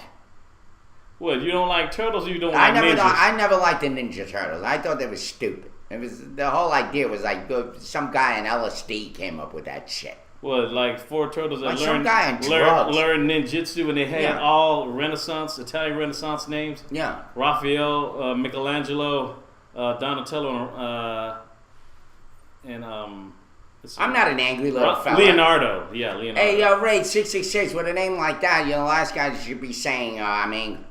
Really? I mean, you came up with that. Cool. Well, if you hate the Ninja Turtles, you would have hated the Samurai Pizza Cats. Obviously, that was a cartoon show I had to put on the air when I first started working at Fox 24. I mean, obviously it was a ripoff of the Teenage Mutant Ninja Turtles. I mean, the Samurai Pizza Cats. So. Yeah, you're right, Anthony. Make sure you answer that, Tower. And make sure you make a big stink out of it and put it on my Facebook page. All right? Do what you do best. You know how to write very crystal clear. Just, whatever. Yes, Irving, we will go after them. As your attorney, I advise you to say as much as you want and be as loud as hell about it. Absolutely. Freedom of speech. You don't like it? Kiss my ass. Go lick the Constitution. Go lick the Constitution. Yeah. Your mother's a whore. Anyway, so, by the way, Menace In, I was more of a Karate Kid fan. Ralph Macchio. Yeah, I like the Karate Kid. But they made too many of them. After one time is all right. That's one thing that I don't like is like a part Sequels? 2. Yeah, sequels to a good movie. Like, leave it alone. So you don't like The Godfather 2? No, actually, The Godfather 3 was better than The Godfather 2. Well, at least it wrapped shit up. At least it wrapped it up. Alright, so maybe I'm wrong. What the hell? I could The Godfather 3 is better? Maybe I'm wrong. Everybody's freaking out. They're like, dude, what the hell you drinking? You're like, anyway, it was sad though. The Godfather 3, you felt bad that everybody was dead. Yeah. And that Al Pacino seemed so freaking lonely, and every time when I get out, they pull me back in. This was not what I wanted! You see, that line was made famous in where? Godfather Part 3. Yeah. See, he wouldn't have a line to say if that movie didn't exist. He wouldn't have shit to say. Oh, by the way, do your Jerry Lewis. He does a better Jerry Lewis than I do. Do your Jerry Lewis.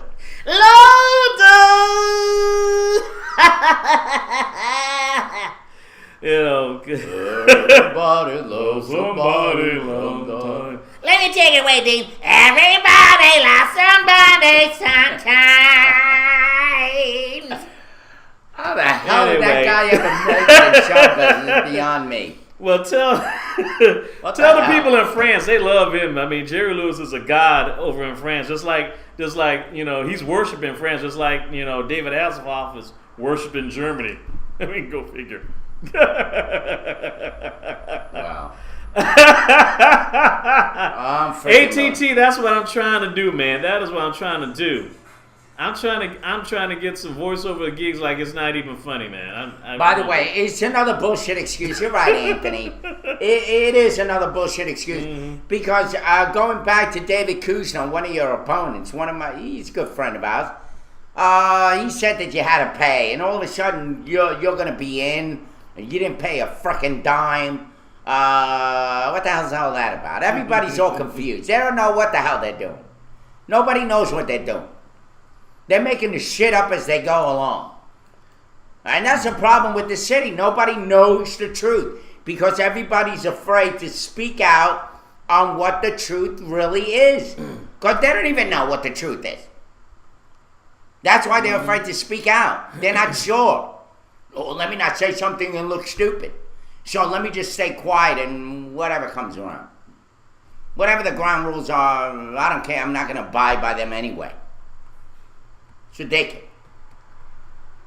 Horrible. Freaking city. I love the city with all my heart. Maybe that's why I'm so angry. You like the shitty? The shitty. The shitty. The city's real shitty. The shitty is shitty. Anyway, The qualifying fee is always there, and write-ins never had to pay one. So how does that make this year's debate sponsored by the Democratic Party any different? It's because they lost a lot of money. The Democratic Party is losing a lot of money. They got rancid, stupid-ass, moronic candidates running. The Republican Party is castrated here. They ain't got no real power except money, which doesn't buy anything here. I mean, if you look at the guy this guy that was there yesterday, Holly, Molly, whatever. He's a Republican, and he's not even taken seriously here. But yet, the Republican Party was the one that came up with consolidation, really. They're the ones who created the redistricting and all that shit.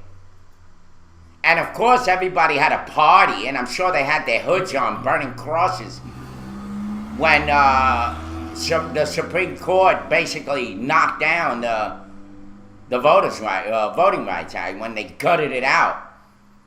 They were celebrating at night here. You kidding me? They said the floodgates have opened. The KKK rules, once again, resurrected from the dead. Anyway, why are so many Republican congressmen gynecologists? Insert joke here. Well, why is that, Derek? Why is what? So many Republicans, gynecology. Come up with a punchline. I don't know, because they always try to keep trying to be acting like a dick, but they always keep shooting short. I don't know. But they're a bunch of pussies. Oh. Yeah. Always because they always try to pull out whenever some money scandals come out. Like Wiener. Yeah. Wiener won't pull out. Yes. Anyway. What else is in the news, Derek? I got some shit here. Do you know, for those of you who are veterans, I have to bring up this, let me see, where the hell is it now? Okay, here. Virginia, more staff discipline at the VA. In Atlanta, a top official of the United States Department of Veterans Affairs says 3 employees have been reprimanded. 2 more have retired, and more administrative actions are pending in the wake of reports that critical of patient care in the Atlanta VA Medical Center. VA Undersecretary of Health Robert Petzel, all he needs is an R, his name is Pretzel. Petzel detailed the disciplinary action in the U.S. Senate field hearing Wednesday in Atlanta. He expressed regret for the deaths of 4 veterans who sought treatment at a hospital and said aggressive action is being taken to correct the deficiencies. Georgia Senator Johnny Isakson called a hearing to discuss the federal audits that detailed allegations of mismanagement and poor patient care within mental health programs in Atlanta, Virginia Medical Center. A few hundred veterans and others attended the hearing held at Georgia State University. So our poor vets who have laid their life on the line for our country can't even get good health care. They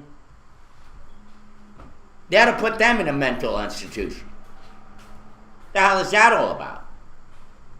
Can't even provide them with good health care, mental health care. These guys have seen wars, and they've seen so much. How many tours did they do during this last round of Bush?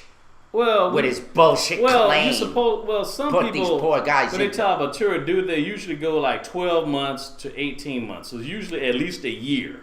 Somewhere between a year to a year and a half. 12 months to 18 months. So if you go like 2 or 3 tours, that's you talking about 2-3 years. And, I mean, just going 1 year is really kind of, it's already rough. Just going 1 year.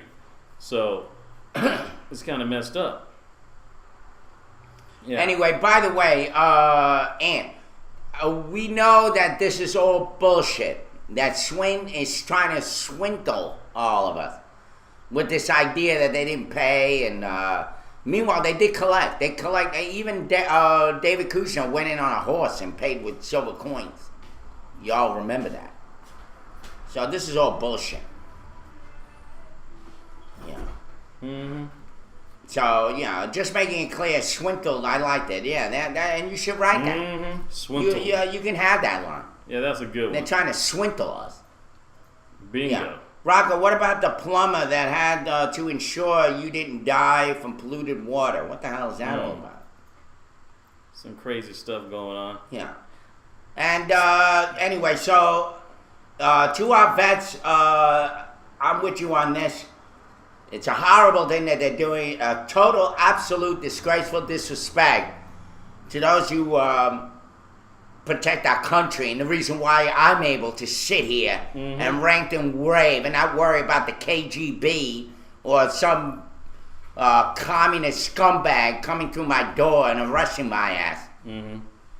Because of guys like Rocco and Anthony, who were veterans that served our country for our freedom, regardless of what you may think. Yeah. Yeah. They deserve at least, Jesus. Come on, man. At least, I mean, come on. At least free, if not free health care, at least. It should be free. Yeah, or at least 5%. You know, I mean, pay at least 5% or 1% deductible or something, you know. You know what? No deductible. And you're right. Okay. Yeah, even if it was that. But I say nothing. Give it to me. Give it to me. That's it. Yeah, you guys went out there, put your life on the line, and how come the police department can get pensions and medical care, and everybody's licking their rear ends and brown nosing them? Because but yet our soldiers are like pieces of shit. Who cares? Yeah. Well, whatever you did doesn't matter. Well, the police are supposed to do the same thing, locally speaking, compared to what the soldiers do nationwide and overseas. Yeah, but they get treated supposedly better. Yeah, they get treated better. They got pensions, they got all this bullshit that they get awards even though they don't deserve it. They get cited as the best police chief in the state of Georgia. Bull crap. Why don't they have that for the soldiers? What's up with that? It's crazy, man. We're still treating them like like we did when, like they did, not me. When they came back from Vietnam, where being a soldier was like being a rapist or a horrible murderer. They mistreated those poor guys who were put in that quagmire by that disgusting Nixon and LBJ. And LBJ, yeah. Yeah. And all those idiots. They're probably rolling in their grave. All I say is thank God they're dead. Well, in other crazy news, there's a fugitive on parole during fatal shooting. A recent weekend murder stemmed from a love triangle, according to the U.S. Marshal Southeast Regional Fugitive Task Force Supervisor Inspector John Edgar. Wow, that is a title. Edgar said that 38-year-old Quentin Jones shot and killed 35-year-old Steve Johnson during a wake in front of 10 witnesses. Jones was dating the victim's ex-girlfriend. Johnson was shot 5 times with bullet wounds to his head, arms, buttocks, and chest. Ew. The fatal shooting happened earlier this week around Monday around 2 a.m. on Frederica Place in Macon, inside the Village Green community. The two men were attending a sit-up and got into an argument. According to Edgar, 10 people saw Jones shoot the victim and leave. John became a fugitive on the run and eluded capture until the following day. Edgar said the murder suspect was apprehended Tuesday around 11 p.m. at a Macon home without incident. Says that Jones is charged with malice, murder, and 10 counts of aggravated assault. 10 counts, wow. Edgar says Jones was out on parole, charged with possession of marijuana with intent to distribute at the time of the shooting. Jeez, you didn't know when to quit. He was out on parole. The U.S. Marshal Supervisor described Jones as a career criminal. Jones' murder arrest was the 31st time he has been taken into custody. Whew. Boy. Wow. Really, really. And speaking he of, looks pretty homely, that guy. yeah, and speaking of shooting deaths, bring it on, baby. West Valley City police officers not justified in the shooting death of Danielle Willard. It says after a 9-month-long investigation, Salt Lake County District Attorney Sim Gill announced today that the officer involved in the shooting of Danielle Willard was not legally justified. On November 2nd of last year, which is basically a month before Junebug was shot here in Macon, West Valley City Police detectives Sean Calley and Kelvin Salmon were performing a drug investigation at the Lexington Park Apartments when they saw Danielle Willard involved in what appeared to be a drug deal. The officers then approached her vehicle. Detective Cowley claims while approaching the vehicle from behind that Willard began to reverse into him, knocking him down. Cowley said it was at this point, believing that his life was in danger, he fired several shots, killing Willard. But Salt Lake District Attorney Sim Gill says the forensic evidence just didn't corroborate their story. On Thursday, he declared the shooting was unjustified. He said that I'm not going to speculate what their motive was, he says, but I can tell you that based on forensic information that we have, that the story that is being presented to us is not corroborated because the angles and the trajectories, the forensic evidence, the rotation of the vehicle, and the movement of the vehicle and where the debris was all found all indicate that Officer Cowley was not behind the vehicle. Gill says that his office will now begin a second investigation to determine whether or not they will file criminal charges against the two detectives.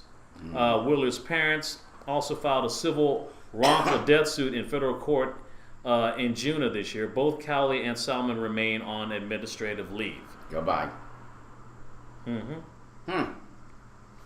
Well. Yes. On other news, there's nothing to say about that. Can you do a good Hulk Hogan? Let me tell you something, brother. Boston Roast is going wide. Pediment is running wild in the WWE. Brother. Really? Okay. Why don't you rip your shirt? Jeez, I didn't see that picture. By the way, you realize that's Brooke Hogan, Hulk Hogan's daughter, so that's kind of incestual. You know that, right? But I'll digress. DS would tap that. Yeah, he would. Oh, yeah. Hey, DS hasn't been saying much this morning. Is he around? By the way, Macon, Georgia, downtown businesses are reacting to Macon City Council's decision to allow open containers in the sections of the city where the Mercer Bears play at home. Fans who want to drink outside the home games this fall, better known as tailgating, now have the green light. From 10 a.m. to 8 p.m. on those 8 Saturdays, fans can have open containers, aluminum or plastic, no glass bottles, in Tatnall Square Park and a few designated sections of downtown. With more than 10,000 people expected for the first game, downtown businesses aren't sure yet on what the first Saturday will be like. You know, we're cautiously optimistic, said Drew Kitchens, manager of Lemongrass Thai Bistro. It's kind of hard to say either way because it really hasn't happened yet. We're cautiously optimistic. We're looking forward to seeing the fans. Some businesses may worry all their front parking spaces will be swallowed up when all those people come into town. Not a problem, says Barefoot Tavern manager Hannah Stark. Parking's always kind of a stretch downtown. I don't know what that means. But there are several parking garages that have several spaces. There's one on Poplar you can always find a space in. It's free. And there's one on the GCSU next door. I think if people start realizing that there's just what you need to park instead of on the street, I don't think it's going to be an issue. Mike Myers, we got a guy named Mike Myers who's a bartender at Barefoot Tavern says this decision is exactly what downtown needed. Being downtown and seeing these places being relevant in these places, more people will get business. He says everybody will get business. Real intelligent. Sounds like a real intelligent statement. It's an exciting thing to see the influx of people, says Kitchen. It's a big part of making downtown. So we're excited what's going to come of it. The ordinance passed by City Council only makes it legal to have open containers. The rest of the details, like security and cleanup, are still to be worked out. Don't you think they should have done that already? Yeah. This is the way they did consolidation. They said, oh, well, we're going to have consolidation and the details to follow. Yeah. Of course, I was... Yeah, Austin Powers. Yeah, that's who it is. Is it true, Urban Derry, the naked below the waist when they cast? Huh? Who? Is it true? When they cast what? Ed, is it true that Urban Derry and naked below the waist? Are naked below the waist when they... No, I'm wearing shorts. Don't have any fantasies there, ATT, please. Ridiculous. Wow, my goodness. Anyway, so, yeah, he's probably licking his chops, just like on that picture there. Yeah. What else is in the news, Gary? Please. Well, I have some interesting news. For those who are into daytime TV, Joy Behar, the last of the original hosts of The View, is now leaving The View today. Yeah. Today is her last day on The View, except for a program's creator, Barbara Walters, makes her exit today. Her last day is punctuated by some crazy joke taped a week ago. A week earlier, the program is a salute to Behar with special guests, a serenade from highlights from her memorable moments, including interviewing President Barack Obama and walking out on Bill O'Reilly. Yeah. Ms. Behar, who, wow, I didn't know she was that old. Joey Behar is 70 years of age. She's 70. She looked good. Yeah, really, for 70. Is a stand-up comic and writer, and said after the taping that she wants to do something different without being held to the... She wants to do something different without being held to the schedule of a daily talk show. She's exploring different areas, and she said she met with CNN chief Jeff Zucker about possibilities there. She says, I don't want to do just one thing, she said. She began her co-host duties on the first episode of The View in August of 1997. Walter's idea of a talk show with women hosts kicking around the news of the day, followed by celebrity guests, proved to be a success from the start, because you have shows like The Talk. And Walters recalled learning about Behar after being taken by Regis Philbin to hear a nightclub act. And for years, she has been proving how right I was to hire her, Miss Barbara Walters says. ABC hasn't named a replacement for Behar. The network recently said that Jenny McCarthy will replace Elizabeth Hasselbeck, who left for a job at the Fox News Channel. Producers face another big decision next year when Walters herself retires. So you have not one but two absences. They're all going to be gone. Who do they leave behind? That Whoopi Goldberg. Ugh. I mean, that woman looks, she's bored to death. Yeah. She's, she used to be funny. Now she's just an annoying freaking wench. Who, Barbara Walters or Whoopi? No, well, both of them. They're both cut with the same damn scissor. Okay. They're both annoying. Okay. But especially Whoopi. Yeah. I mean, whoop-de-doo. Now they're gonna get Behar out, who was the best thing on that show. Ever. Yeah. At least she was edgy and funny and witty. Now they have this Whoopi Goldberg and that other girl that's kind of cute, but whatever. Gotcha. Yeah, Sherry Shepherd. Yeah. It says that the changes will give the View a chance to reach out to a younger audience because according to viewers, the Nielsen company said the median age, the average age of a typical viewer watching The View is 61.6 years old, which is 2 years older than The Talk, the CBS lookalike show that has particular strong summer so far. The Talk has recorded 4 of the 6 most watched weeks of air during the summer, which is basically a cookie-cutter version of The View, except it's on a different network. And there are also age issues on The View because besides Walters, who's 83 years old, the show featured visits from Joan Rivers, who's 80, Regis Philbin, who's 81, Alan Alda, wow, he's 77, and Tony Bennett is 87. So there's a lot of elderly people that visit The View compared to The Talk. It sounds like one of those, the B and C rated actors that are going on rehab. Who are these people? I mean, I love Tony Bennett. He's still relevant. Yeah. He's still relevant. Yeah. That man is still belting out those tunes that are classic. Who were the other ones you mentioned? I mentioned Regis Philbin. He's 81. Go away already. You made your point. Okay. Goodbye. Alan Alda, he's 77. Alan Alda, what the hell? And Joan Rivers, who has a show Ugh. on E! With her daughter. She's everywhere. I mean, she's like a Can we freaking cancer. talk? Oh, can we talk? Anyway. Oh, yeah. Like, who cares already? Who cares about Joan Rivers? Well, I guess some people. I mean, she's funny, but she's funnier than Whoopi Goldberg. Maybe they ought to replace Whoopi Goldberg with Joan Rivers. Maybe that'll be... Joan Rivers still attracts young audience. Yeah, because she's funny. It's not. I don't think that they join because they think she's hot. But I'm just saying. I'm just saying, people. She is funny though. I will admit that. And what about Larry King? Larry King, yeah, he was good. I mean, I like Larry King. Actually, I met Larry King up in when I was in Las Vegas. Mm-hmm. You know, he's a down to earth kind of guy, but these guys are all had. I mean, come on, give some. I mean, for them to pick this Jenny McCarthy, whatever. Yeah. Who did have a What hit is show her on claim MTV? to fame besides being married to and divorcing? What's his name? Jim Carrey. Well, she was dating Jim Carrey. She was married to some comic actor and had a child who's autistic.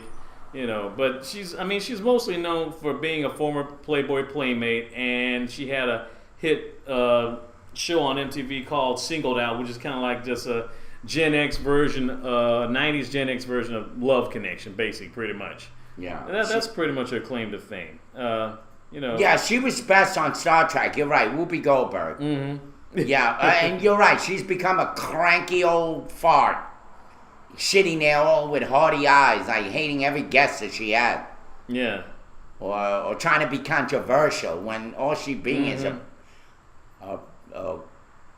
cruddy old pain in the ass like me. Yeah. Yeah. His words, not mine. Yeah, exactly. I'm just. Yeah, Jesse Ventura may be a good choice. Yeah, somebody who's been on The View. Yeah. Former wrestler, by the way. Yeah. Matter of fact, speaking of wrestling.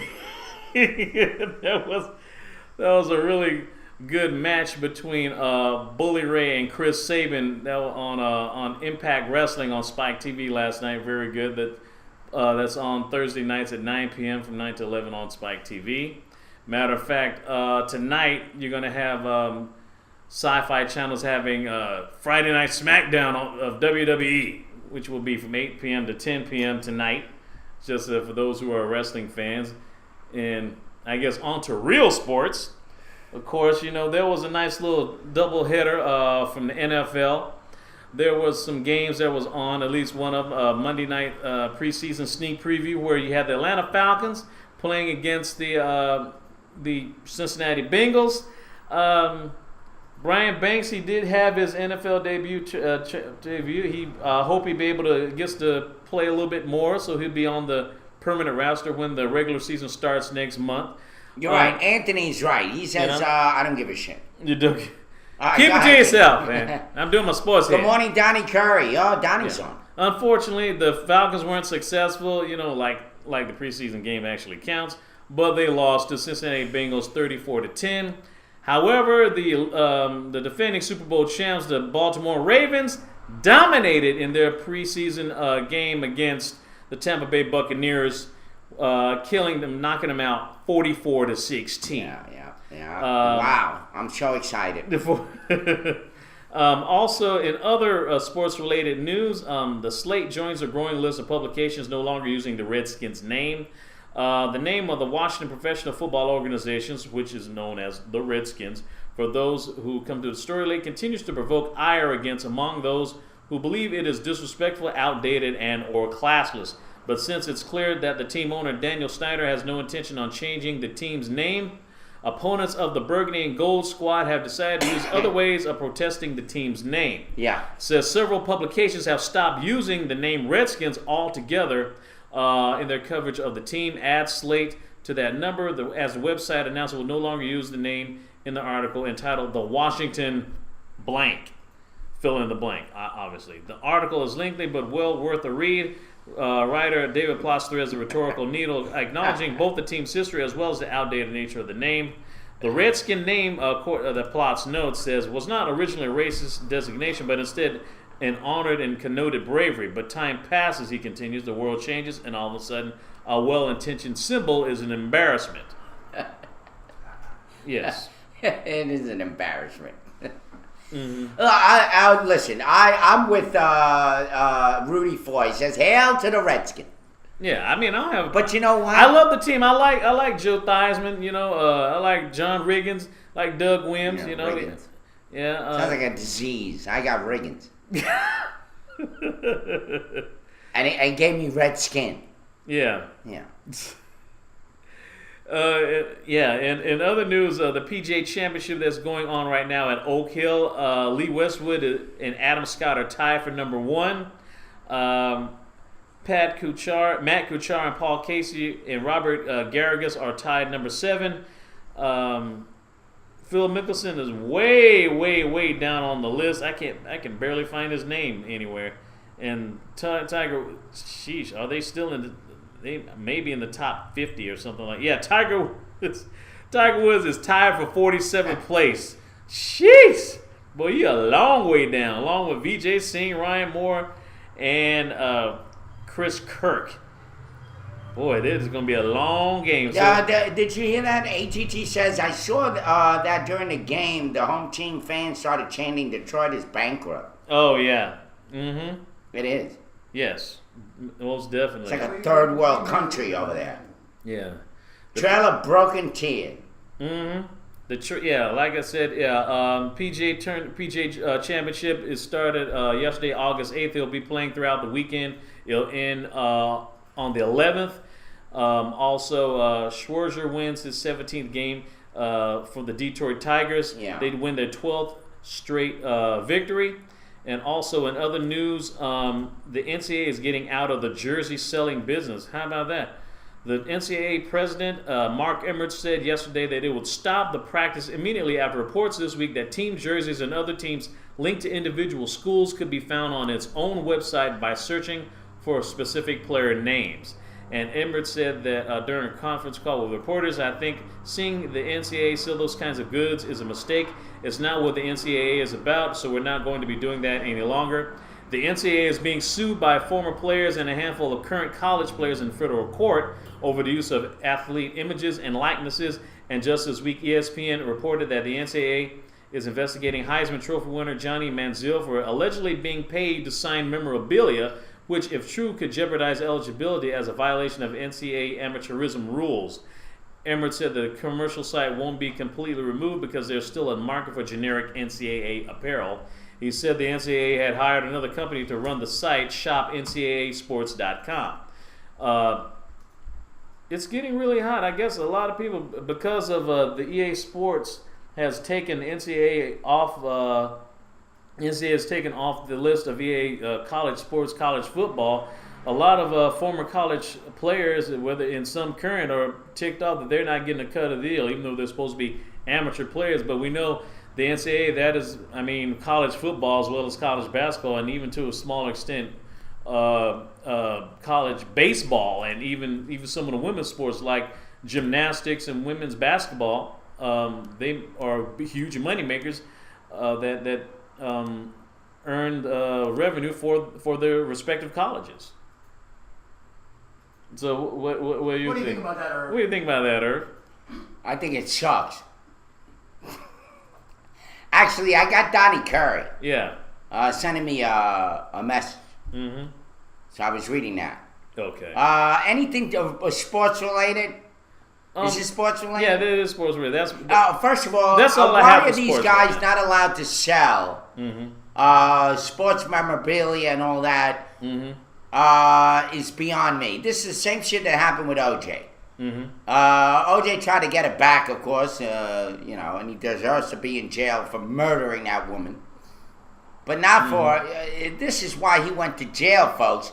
He went to jail over sports memorabilia. Yeah. And trying to get it back. But meanwhile, for killing a woman and her friend, he gets off scot-free. This is the way this country is. It's absolutely freaking insane. You would think that murder is worse than sports memorabilia. But it seems like everybody's caught up with this. You're right.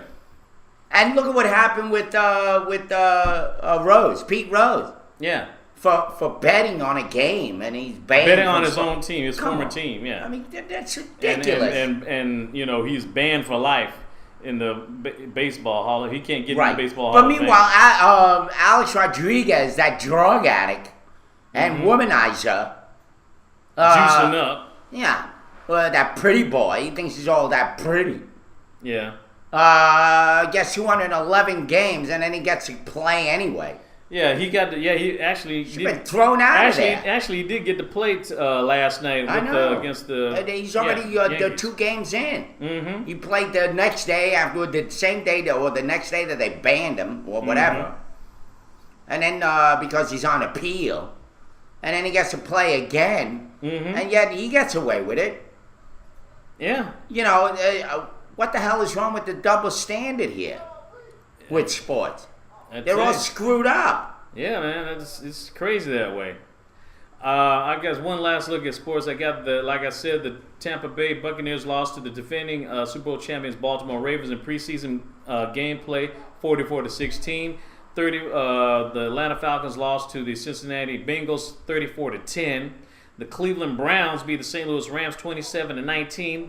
The Washington Redskins barely beat. What was it? What's that team? Excuse me. Yeah, they barely beat. Come on, Derek, spit it out. I'm trying to get the game. Yeah, it barely beat Tennessee Titans 22-21 in the final. Denver Broncos slide past the San Francisco 49ers 10-6, and Seattle Seahawks beat the San Diego Chargers 31-10. There are a couple of games that are going to be playing this weekend. The New York Giants are going to be playing against the Pittsburgh Steelers 7:30 tomorrow night. And also the Buffalo Bills are going to be playing against the Indianapolis Colts, which will be 1:30 p.m. This Sunday afternoon. It was Sunday afternoon, August 11th. So, but it looks like the Pittsburgh Steelers are not going to be with Plaxico Burress, their teammate, who tore a rotator cuff. So he's going to be out for the preseason games, and that's pretty much all I have for sports. And you know what, Vorpabite, I agree. Snap into a Slim Jim, oh yeah! Baseball is so full of themselves. They think they have a holier-than-thou game, and so they try to make examples. But meanwhile, you know, what do they do in football? Oh, they just basically just keep on playing till the knees go out, till they get brain damage and stuff, and exactly. Yeah. Even Sean, what's his name? Sean Junior Seau, who used to play for the San Diego Chargers and maybe a year or two with the Patriots, New England Patriots. He basically had to kill himself. He had to shoot himself in the heart. He didn't want to shoot himself in the head or something, but he shot himself in the heart so that people, in his last request was like, hopefully someone will do an autopsy on his brain to check whether or not all those years of steroid use, if he did take it, or all those years of getting banged up game after game, did some serious brain damage to him or not. And you know, unfortunately, he won't be able to get the answers. Well, at least not in his lifetime, since he killed himself. But maybe his surviving family members will definitely get it revealed. So.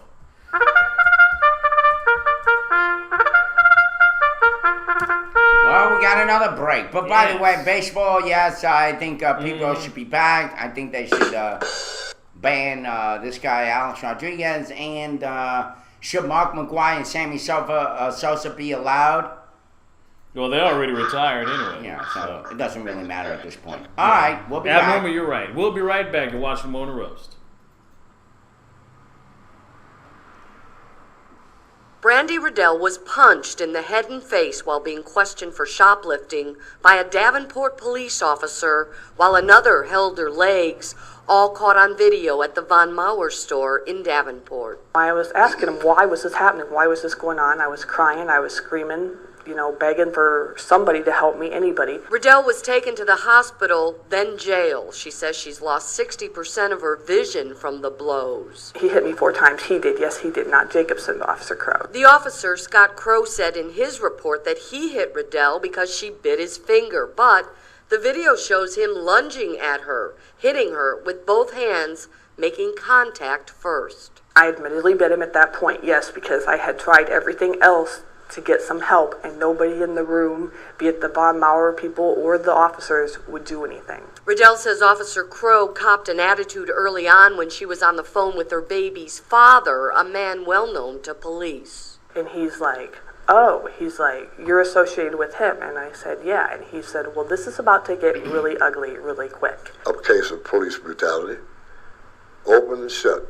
And this is not the only case. This is just one of the cases that just happened to be videoed. No criminal charges were ever filed against Officer Crow, though there was some sort of disciplinary action taken.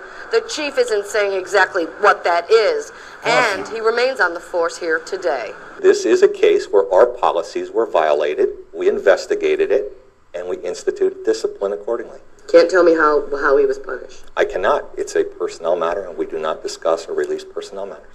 I'd like to see Officer Crow fired, but I just don't think that that's going to happen at this point. So I guess all people can do is band together and say, we're not going to take this anymore. Wow.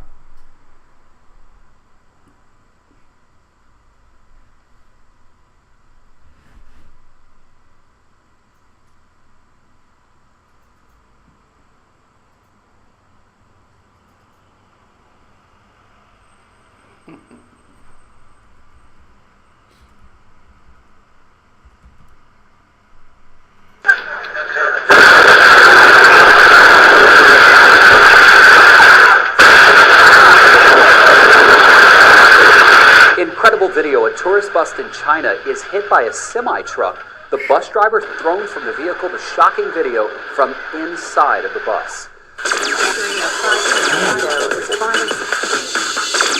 Hey everyone, it's David Begnaud. This is Newsbreaker. China's CCTV with the video. It's believed to have happened the first week of August, just outside of Zhuhai, that's south of Shanghai. Chinese newspaper Guizhou Metropolitan Daily says the bus started backing up on the highway when the driver realized that he had missed an exit. As it was moving backward, a truck at a high rate of speed slammed into the back of the bus, causing it to roll. Watch.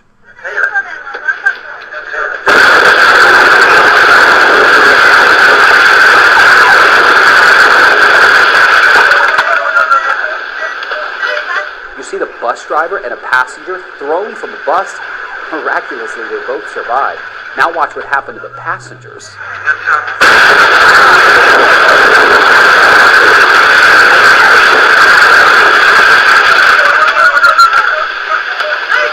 Australia's 9 News says the bus skidded about 165 feet before coming to a stop.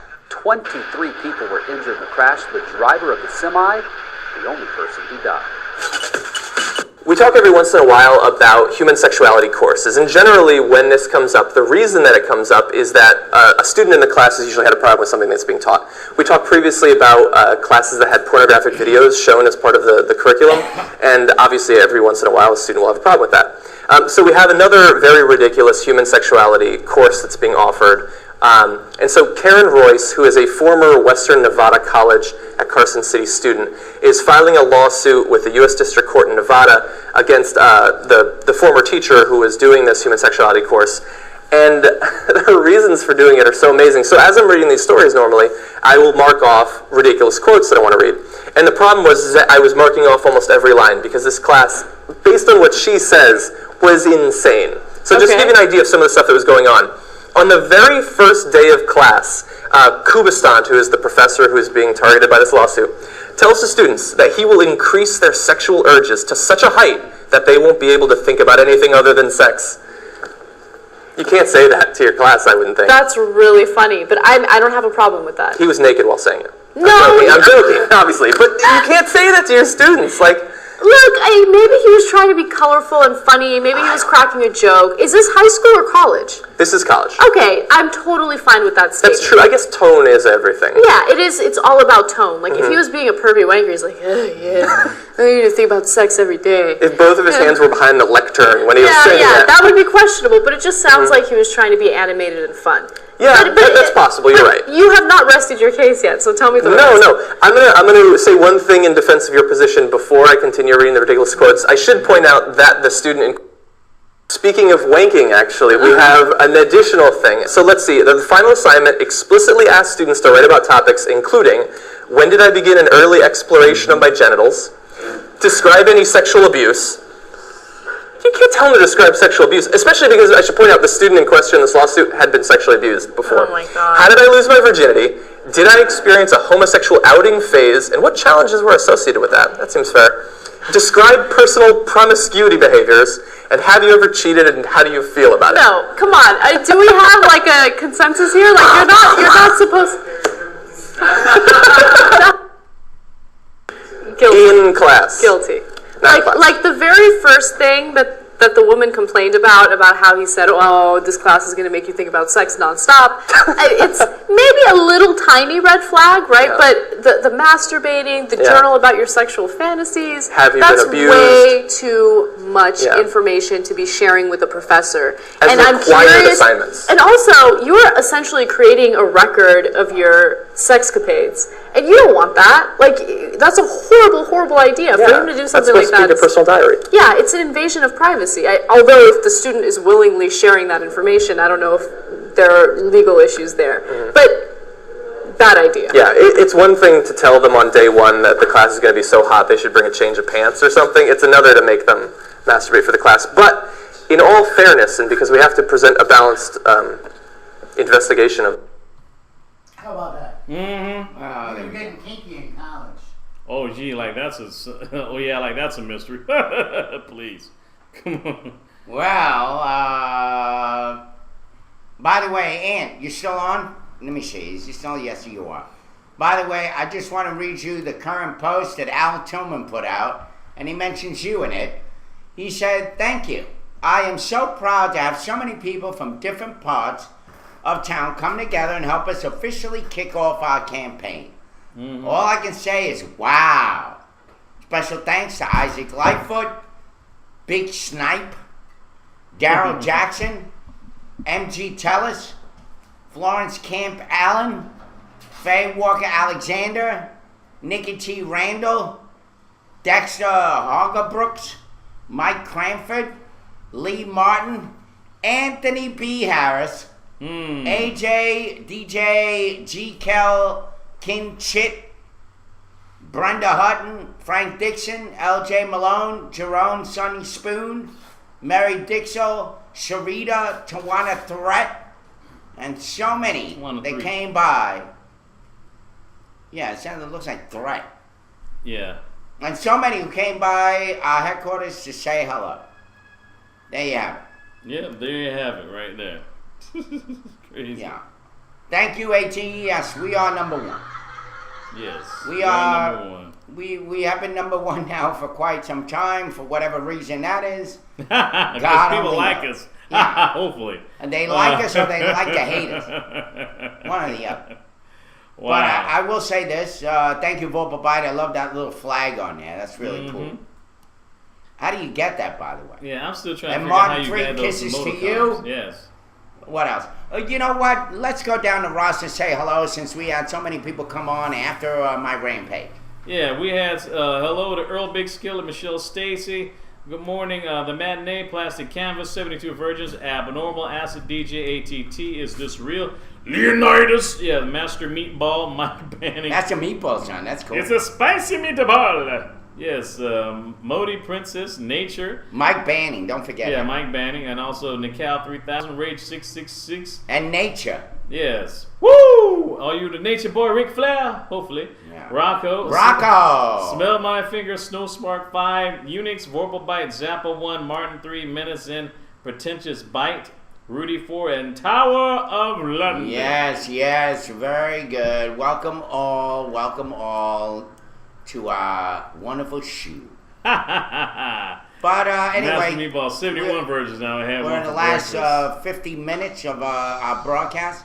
Yes. And yeah, I think it may be that time, because I don't want to get into my next story. I think you may want to get into Daily Bread. Yeah, Daily Bread. Because all I right. got a story now that I got you all here. Because if I'm telling you, if you hear this story, you're gonna at the story that I have, you're gonna definitely need some prayer. After after that. And by the way, this kind of fits. Once again, a 19 factor. All of you that are here with us have made our show number one because we all belong together. Yes. We're like family. We belong together. We are the world. We're all the children. We're all a bunch of nutcases. Let's make a brighter day, so let's start giving. Yeah. Even Derek is nuts. Gotta be nuts to be on this show. So I've been told. Anyway, we all belong. And that's the title is Belonging for August 9, 2013. And it's written by Joe Stoll. Yeah. Joe Stoll. So when he talks about his dad, it's not my dad, it's his dad. All right? My dad was full of stories about his hometown. So you could imagine how excited I was as a child when he took our family there every summer.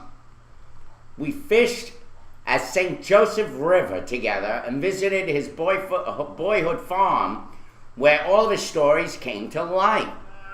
Although that place was never really my home, whenever I visited that town now with grown children and my grandchildren of my own, it fills me with a nostalgic sense of belonging. Jesus talked with his disciples about his home in heaven, which he left to come and live amongst us.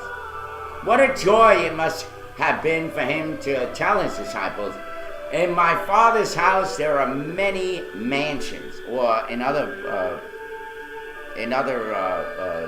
different versions, many rooms. Many rooms. I go to prepare a place for you. There where I am, there you may be also. John 14, verse 2 and 3. No doubt, Jesus, who for the joy that was set before him endured the cross, Hebrews 12:2, was looking forward to returning to his heavenly home and taking his Father's sons and daughters there to be with him. The thought of Jesus taking us to his Father home fills us with great anticipation and compels us to tell others the good news about the Son who came to rescue us from this fallen place. Now I belong to Jesus, Jesus belongs to me, not for the years of time alone, but for eternity. Clayton. Only Jesus can fill us with a sense of belonging like we've never known before. And your Bible read is in John chapter 14, verse 2. In my Father's house there are many mansions. I go to prepare a place for you. There you have it. There you have it. Belonging. Feels good to belong to something, don't it? That's why you have people want to have family. I mean, matter of fact, that's why. There you go. Yes. Yeah, I think, yeah. Because that's why so many teenagers start little cliques and at worst, I guess worse, and at worst scenarios, gangs. Well, because I mean, people we're want to communal belong. animals. I mean, we love to. We're herd animals. Yeah, herd or pack animals. I guess. Well, either way. Yeah, I guess.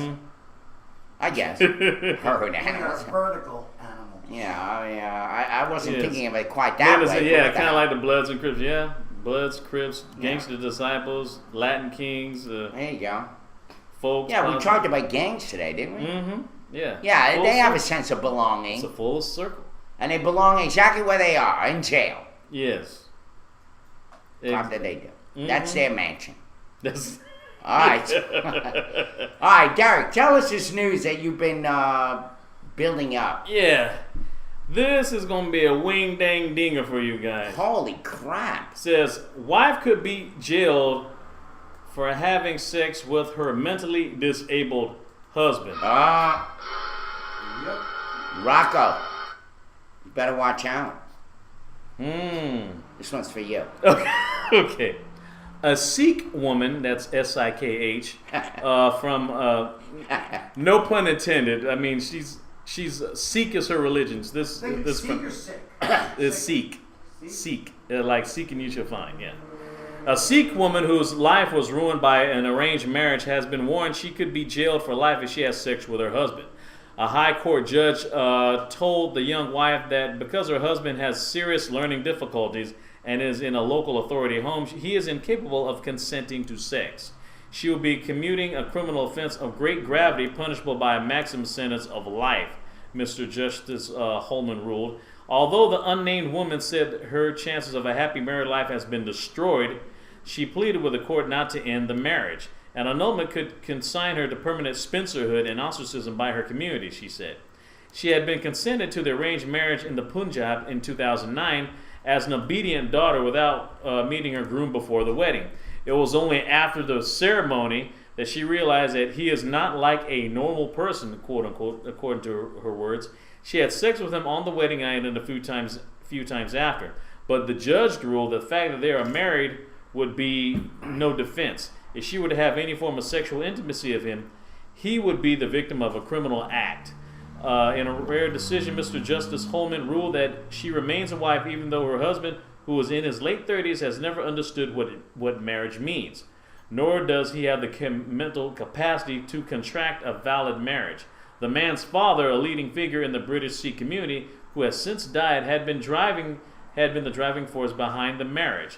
Having come to England, the wife worked long hours for low pay as a fruit picker. She still visits her husband several times a week in the West Midlands, and they enjoy each other's company, the court has heard. So basically, she married a guy who was mentally challenged, or she was forced to marry a guy who was mentally challenged. And now it's against the law to have sex with him. Mm-hmm. Well, I like what this guy said. Who was it? Let me see. I see a mouth twitching. By the way, Tara London says Derek's gay, and that we ought to have that as a cliffhanger. We ought to have that as a cliffhanger or some bullshit. That you come back, whatever. He's trying to invent a script for us. We don't live in a script. Come on, man. Don't make me snatch you through the doggone screen, man. Yeah, really. we do not script our shit. If we did, unlike that Thompson guy, or Tompkins, whatever the hell his name Thompson. is. Oh, what a piece of shit. That guy is reading off of notes, and every time they ask him a question, thank you. And he starts reading off a script. And then he stands up at the end, like waving, like he's like frickin' Nixon, saying goodbye. Sound like you. What a horror show that guy was. It sounded like you were throwing. Yeah, that guy was stupid. Tompkins. Oh, yeah, him and the Miss Kumbaya who was there. That woman that did everything. The police are the best in the world, and licking their rear ends. Yeah, that's what Tompkins is. He's another crony creep. Man. That tries to sound intelligent. But meanwhile, the guy is an actor in a play. All scripted. Oh, man. No real answers. No from the heart. No, nothing from his gut. It's freaking ridiculous. Yeah. By the way, yeah, Malcolm X, his wife was a good friend of mine. Maybe he rubbed off on me. Yeah. Yeah. And they call say Spike we do Lee. now with the new Cheech and Chong. I do have Spike Lee's attitude. That guy's a punk. Got a badass attitude. Oh, and going back to Tompkins. Uh-huh. Tompkins? What the hell's his name? Tompkins. Yeah. Tompkins. It was freaking unbelievable, this guy. You got one guy in the middle, of all things. It was two black guys and a white guy. The white guy was the most honorable one there. Mm-hmm. The other guy was spineless. And then you got this Tompkins guy almost saying Heil Hitler. Coming across like some Nazi guy. He just seemed like it was all scripted. And then every time they asked him a question, he would say, thank you. Thank you for that. Oh, and then he went on and read from notes. Couldn't even answer the question. He had it all spelled out for everybody. So that people would be impressed. I wasn't impressed. I like Rieger. He goes, well, that's a really good question. Yeah, Frank Tompkins. That's a really good question. What was the question? Yeah. It was Wow, my ridiculous. goodness. It was absolutely ridiculous. I could not. I wouldn't pay $25 to see that shit. Well, be part of that. Mm-hmm. It's ridiculous. And then this guy Swintle, whatever, the guy that's trying to swindle money out of everybody, he walks around with these index cards. And he hands one to me, and he hands two to me. Mm-hmm. And I write my question. My questions wasn't even asked. Then what the hell you have me write a freaking question for if you're not going to ask the question, you stupid ass? What the hell's that all about? So I can feel like I'm included? Ask the freaking question, you moron. And it was all about animals. All about the animal shelter. Place, Yeah, the right? animal shelter. I had a good point to make, and God only knows what the hell Ant wrote. He probably wrote a whole goddamn spiel on there. Took him a long time to write it out. Getting hot in here. Yeah. And I bet you it was a good point that was going to put them on the line, and they couldn't do it. They looked at it and this was like, it sounded more like heckling on a card. How you like your eggs, Ed? Yeah. I like mine scrambled. Yeah, I mean, that's what I'm talking about. I mean, this guy, he walks around and he makes a point to go look at me and go like this and give me a pen and give me two cards and say, write your question down. And then they don't even ask it. Wasting my time trying to make a fool, insulting my intelligence. Absolutely outrageous. Yes, sir. Yeah, I'm on fire. I love that. I He's love on that. fire. That's perfect. Definitely. That's how heated I am. Mm-hmm. Oh, and by the way, Sizzling. when Tompkins said, Sizzling. they asked Tompkins, whatever his freaking name is, they asked him the question, what are you going to do about racial? Would you believe this son of a bitch turns around and instead of answering the question, he puts it back on the people. He says, well, you got to look at the man in the mirror and ask yourself. No, you stupid moron. No, that wasn't the right answer. And by the way, I said, I go like this, that's not the right answer. And everybody saw me doing that shit. I swear to God. When he answered it that way, oh, well, you have to look, I'm like Michael Jackson. Yeah, well, Michael Jackson's dead, you stupid moron. So are you. You should have made him moonwalk. And no, I'm serious. And he says, oh, like Michael Jackson, I say, look at the man in the mirror. You're trying to lay this on us. Like we're the racists. You stupid moron. What happens when you look in the mirror? You look at yourself. So with that analogy, I can spin it on you and say, yeah, you're the racist. Look in the mirror, you moron. Jack, you made my point. Yes, indeedy. Yeah. What the hell? All right, Derek, put the fire out. Okay. All right. Whew. We got a few more minutes. Yes, we do. Can the pizza guy call? I'm going to curse you out if you do.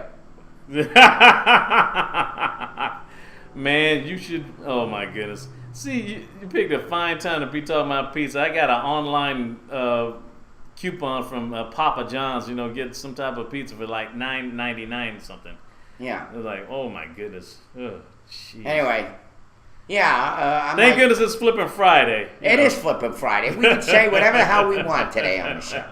I think we have, by the way. Oh yes. I can't wait till the shit goes on YouTube and everybody starts to look at it. You're an idiot. All these people, On the phone calling out, making phone calls. they hear their You're names miserable, being shot out. I hope you fucking run now, you piece of shit. Your mother's a fucking whore. You're an asshole. You're a stupid loser, you fucking idiot.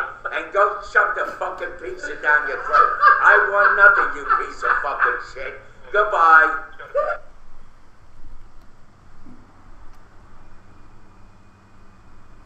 Thank you, Ed. Memories. Like, those were the great moments here. In the cobwebs of my mind. Cobwebs of my mind. Yeah, not a problem. It's not Herman when I Cain. treat. It's Papa John's, not Godfather's Pizza. Well, but by the way, isn't Papa John's the one where the guy made like racist taunts and all that shit because he didn't get the right tip? Well, one of the workers over there. Yeah, it was Papa John's, right? Yeah. What, he lick the pizza? Yeah. Stick his penis on a bun? Yeah, now that was another one. I think it was it Domino's or Pizza Prime? Anyway, Subway. Ew, Subway. Goodness. Yeah, I have a lot. They have a I lot may have of to go to dirt on Quiznos, me. yeah. I guess they do, Volpabite. And you know what? Whatever.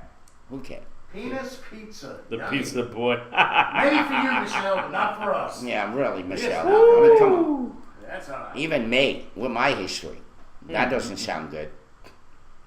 Oh. You know what? Speaking of Tuna taco? tuna taco, well, or at least something that's Fur burger. somewhat fur related, it says talking about Apple. Well, Apple computers, that is. How about cherry popping? Okay. All right. It says after a user dies, says Apple warns against counterfeit chargers. Wow. It says after a Chinese woman was earlier this month evidently electrocuted while talking on her iPhone while it was plugged in to charge, Apple is warning users to avoid counterfeit chargers. This is from CNET.com.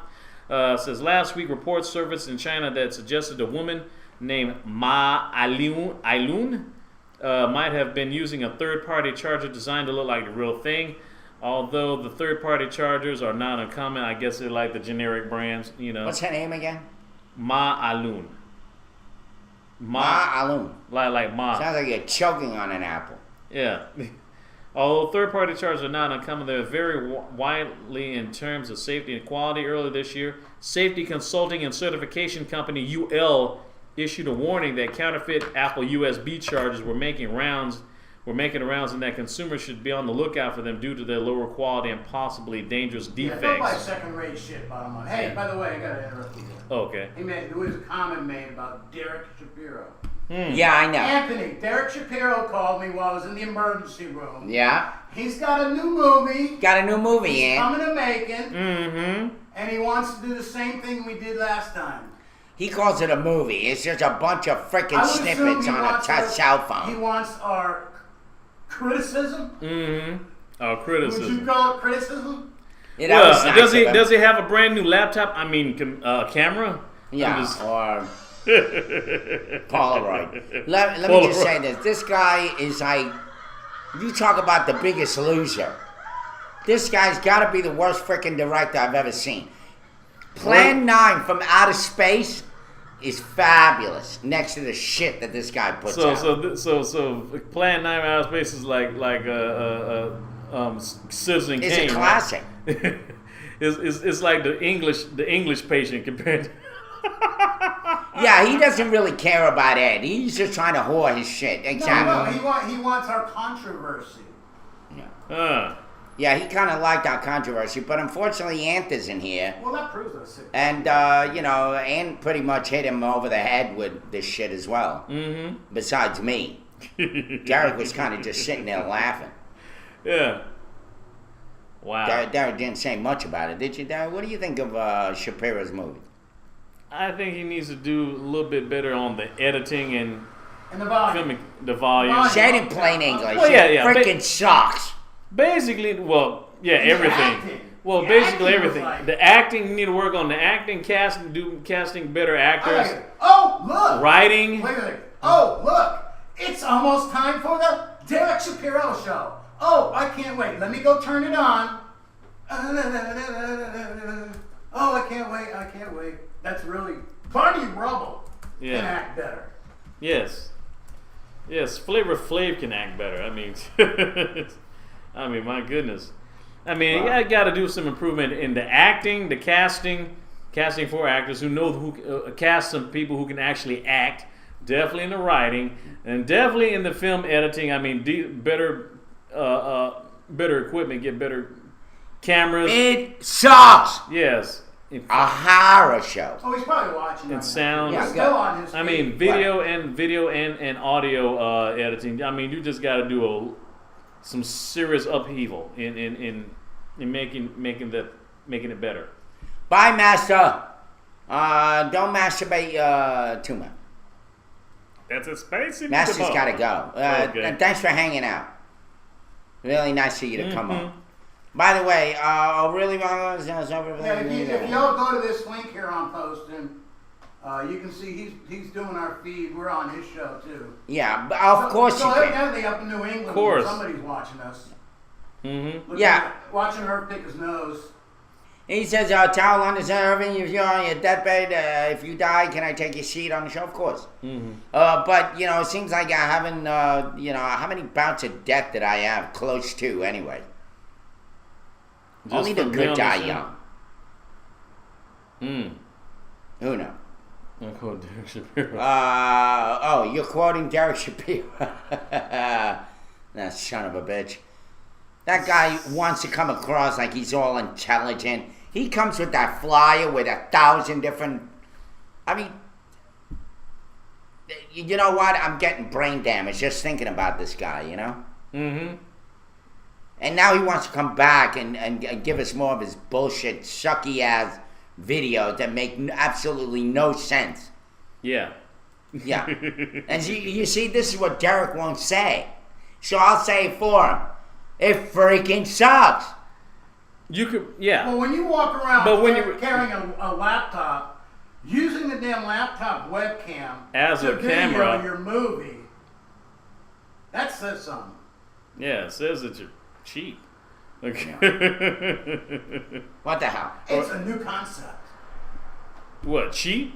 Ain't no Derek concept. Shapiro, he calls Ed in the hospital and he's worried about getting on the morning roast. I know, I'm in the fucking emergency room and... Yeah, he's a pioneer for creating the biggest piece of crap bullshit videos that I've ever seen in my life. Yeah. I couldn't even sit through a couple of minutes of it. And we were even on, and it was like, I don't even want to watch this. Mm-hmm. It's ridiculous. Yeah. You had this ugly ass girl on there. You had bad singers. Mm-hmm. And it was all about some guy getting amnesia. I mean, you got amnesia just watching this shit. Mm-hmm. You don't even remember who the hell you are after you see that film. Yeah. Or whatever you call Hold on. it. Yeah. Hey, Derek here. Oh, wrong one. Hey, Derek here. A load of... Wrong one. I get it. Hold on. All right, here we go. Continue. Mm-hmm. Okay. The hell was that? Yeah, I'm looking at the wrong one. I get it. Just keep going. All right. You got birthdays. Happy birthday. There we go. Here we go. All right, hold on.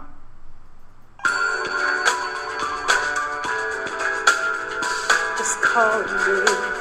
Look at what a piece You of have shit your this is. Amnesia movie coming up. I'm going on your Ivory show. Not Jimmy Cav. It's a baby crying or a husband nagging. How are you, Jimmy Cav? I'm good. How'd you drink? How'd you drink?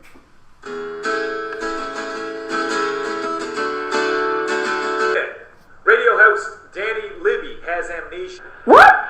And foolishness. It makes me sick when I think of it, but I am right here. Damn, you're a has-been. You should just retire. Derek Shapiro's much better than you. Just call me. Just call me.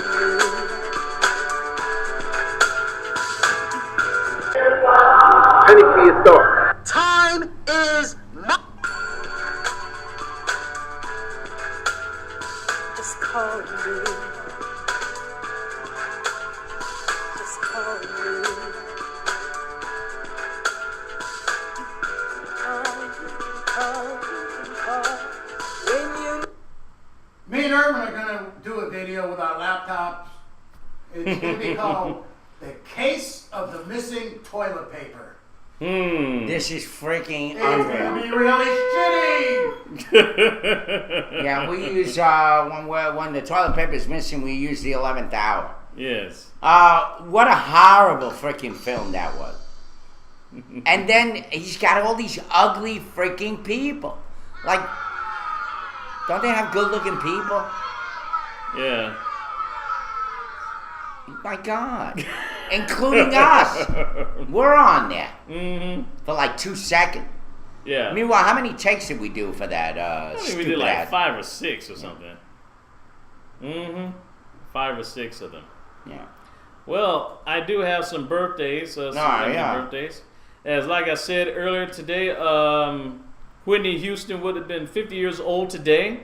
She became the most awarded female singer in history, female solo artist in history. Her record-breaking album, Whitney Houston, also included the hit "I Will Always Love You." That was originally written by Dolly Parton. That shit, when that was a hit, boy, that played. I used to dream that shit. It played so many times on the radio. I know Dolly Parton made a whole lot of money with that song. No, freak Dolly Parton. It was her that was doing it. But she wrote the lyrics. I know, but it was her version that played for freaking ever. Every 30 seconds, true. that freaking song went out. That's very true. That's very true. God. Matter of fact, one day I went to back in college. They had Indian night. I think the Indian Student Union, they had like a Bhangra night or something like that back when I was in college. And I was listening to Slow Jam, this song they were playing, and like, I think I've heard this song before. I mean, I don't watch that many Bollywood movies, and it was basically just a Bollywood Punjabi version of "I Will Always Love You," sung similar, very similar, the way Whitney Houston sung it. Did they run around with their scarves going, no, like they always do? Every freaking Bollywood movie is this woman and a horny guy like looking at her. What the hell? No, they didn't sing it, but it was just kind of different. I've never heard of "I Will Always Love You" sung in Hindi or in Punjabi, but it was very tasteful. It was very decent rendition, nice cover, I would have to say. Also, in other celebrities, Anna Kendrick. She played Jessica Stanley in the Twilight Saga and nominated in the Best Supporting Actress Oscar for a role in the film Up in the Air, starring opposite George Clooney. She turns 28 years old. Sam Elliott, specializing in Western and action films. Yeah, he's good at that. He's nominated at Critics' Choice Award for Best Acting Ensemble in his role of Up in the Air, and he played General Ross in the Ang Lee version of the Incredible Hulk film. And of course, he's better known in those, Lonesome Dove shows, and known as the guy who narrates The Dude in The Great Lebowski. And also, you probably heard his voice a lot, on those beef is what's for dinner commercials. He turned 69 years old today. What the hell? Okay. Yeah, Sam Elliott. Sam. Beef is what's for dinner. Sam Elliott. Yeah. Okay. Deion Sanders, the only athlete to play in both the Super Bowl and the World Series. He played for Atlanta Falcons as well as the 49ers and San Francisco 49ers and Dallas Cowboys.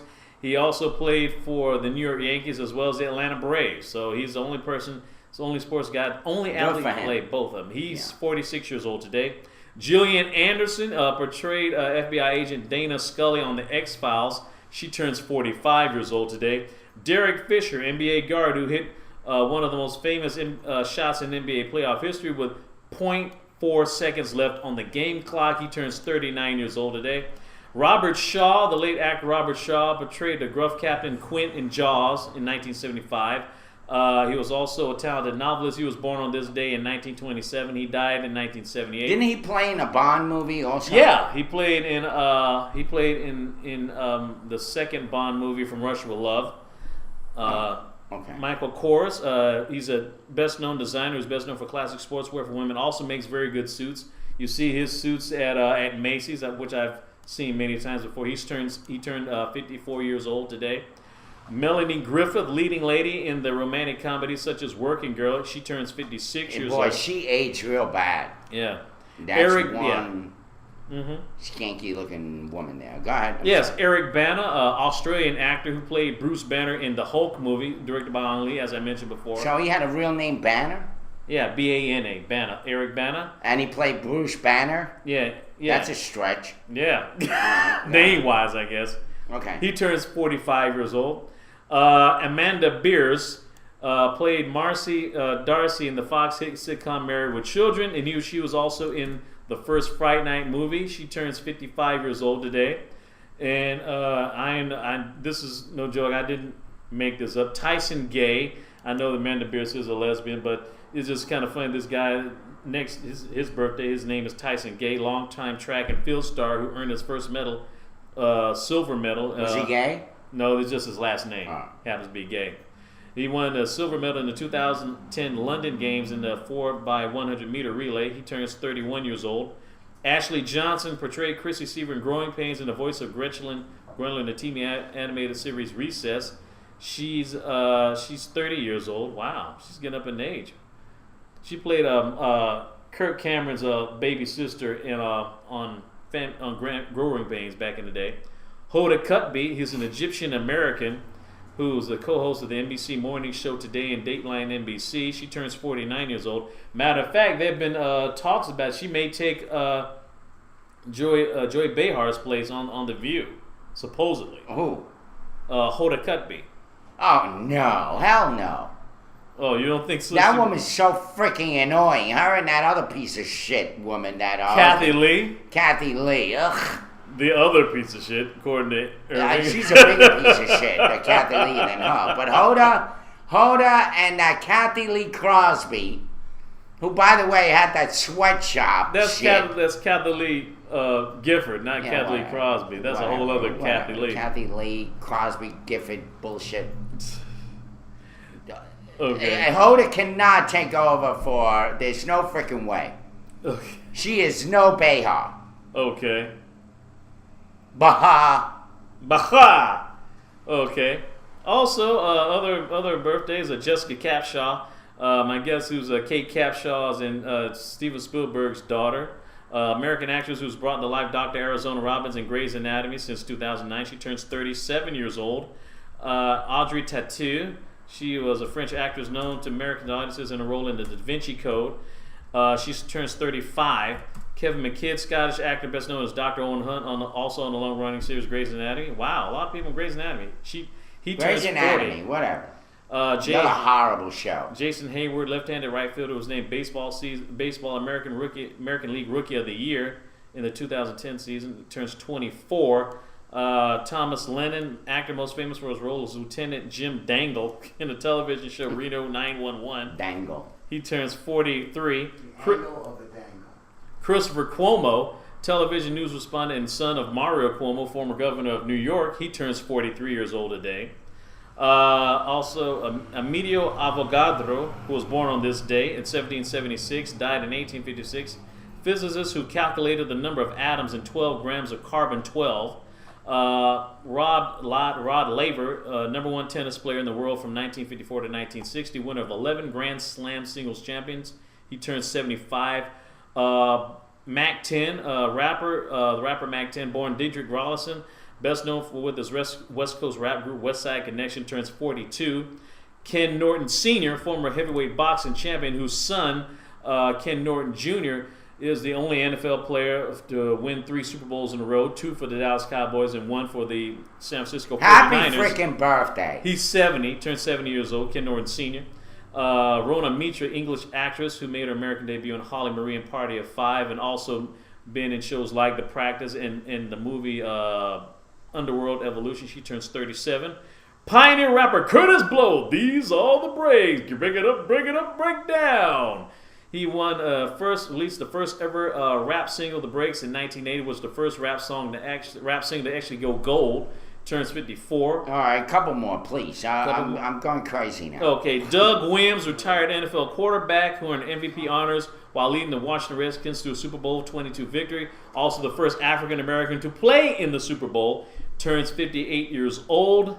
And let's see, what other person? Rocco's ex-wife. Happy birthday. Nikki Ziering, former wife of 90210 star Ian Ziering, who was also a Barker Butte on The Price is Right. She turns 42. Well, there you have it. Happy birthday to you scumbags.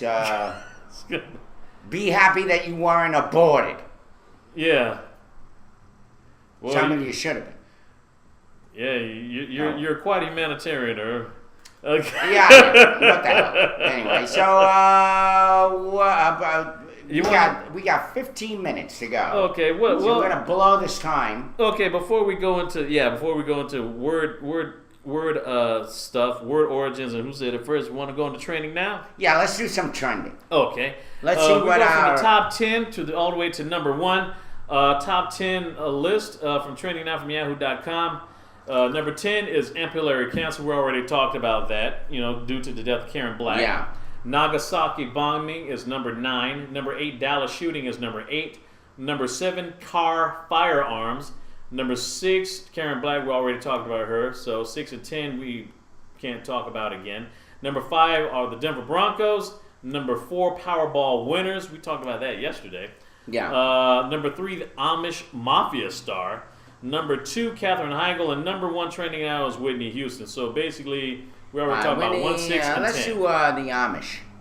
Okay, Amish Mafia star. Yeah, why not? We were talking about how bad of a movie critic I was. Everybody went nuts when I said Godfather Part 3 was better than Part 2. Which, Amish Mafia star. See, that sounds like freaking oxymoron. It's like you're just doing a drive-by shooting in horse and carriage. Pow, pow, pow. Yeah! Yeah, mule! Yeah! Let's just see. Okay. What? Wow. Black Amish Mafia star gets 2 years in prison for drug possessions and police chase that left state trooper injured? Oh, here we go. You mean there are black people that are black Amish people? Wow. I'm surprised. It was just like when I went to a town in Atlanta and I said, oh shit, there's still black people here. Yeah. Go ahead. No, I'm sorry. A star of the quasi-reality show, reality TV show Amish Mafia has been sentenced up to 2 years in prison for drug possession and leading police in a high-speed chase last year that resulted in a Pennsylvania state trooper being injured. He's got cornrows. Yeah. Alan Beeler, who calls himself the Black Amish, is an actor and producer of the popular Discovery Channel show about supposed dark underbelly of the Amish community in Lancaster, Pennsylvania. In July 12, 2012, 5 months before the Amish Mafia debuted, the Pennsylvania state trooper tried to pull Beeler over having expired registration on his 2004 Jeep Liberty. I thought the Amish didn't believe in motor transportation. I thought he was on a horse and carriage. They're not really Amish, whatever they are. Have you ever seen Amish porn? Bullshit. No. It is a fake show. You're right. Yeah, he's 35. Okay. He was born in Brooklyn, New York, but adopted by an Amish family that speaks the Pennsylvania Dutch language. So he was a black guy who was adopted by the Amish. Okay. He had an expired registration on his 04 Jeep Liberty. Instead of stopping, Beeler accelerated and began driving in the oncoming traffic lane. Police say he nearly rammed into 5 cars along the way. The chase ended when the trooper crashed his squad car and suffered a mild concussion, according to the Harrisburg Patriot News. State troopers later tracked Beeler back to his house by using his license plate number. Search of his SUV revealed marijuana and a trove of pills, including carisoprodol, a muscle relaxer. I guess Amish smoke weed then, huh? Yeah. A muscle relaxer, oxycodone, and alprazolam, an anti-anxiety medication. Xanax, okay.